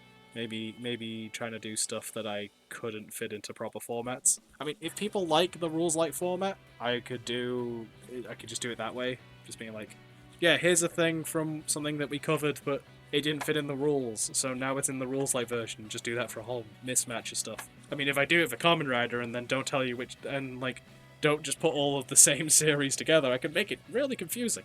And I have to see. Yeah, and why not make things more torturous than they need to be? Yeah, so I mean, I don't get to be touched on my own, at least. not always. Yeah, we'll love to hear your suggestions for that as well, or what your thoughts on that are, or just if you have any suggestions, what we can do for the next milestone. Yeah. Other than that, I think that's it. Yeah. I also think that's it. Yep. Thank you for watching. Thank you for subscribing if you choose to. Thank you for sticking around if you choose to. And we will hopefully see you in whatever we do next. Ta-ra. Take care.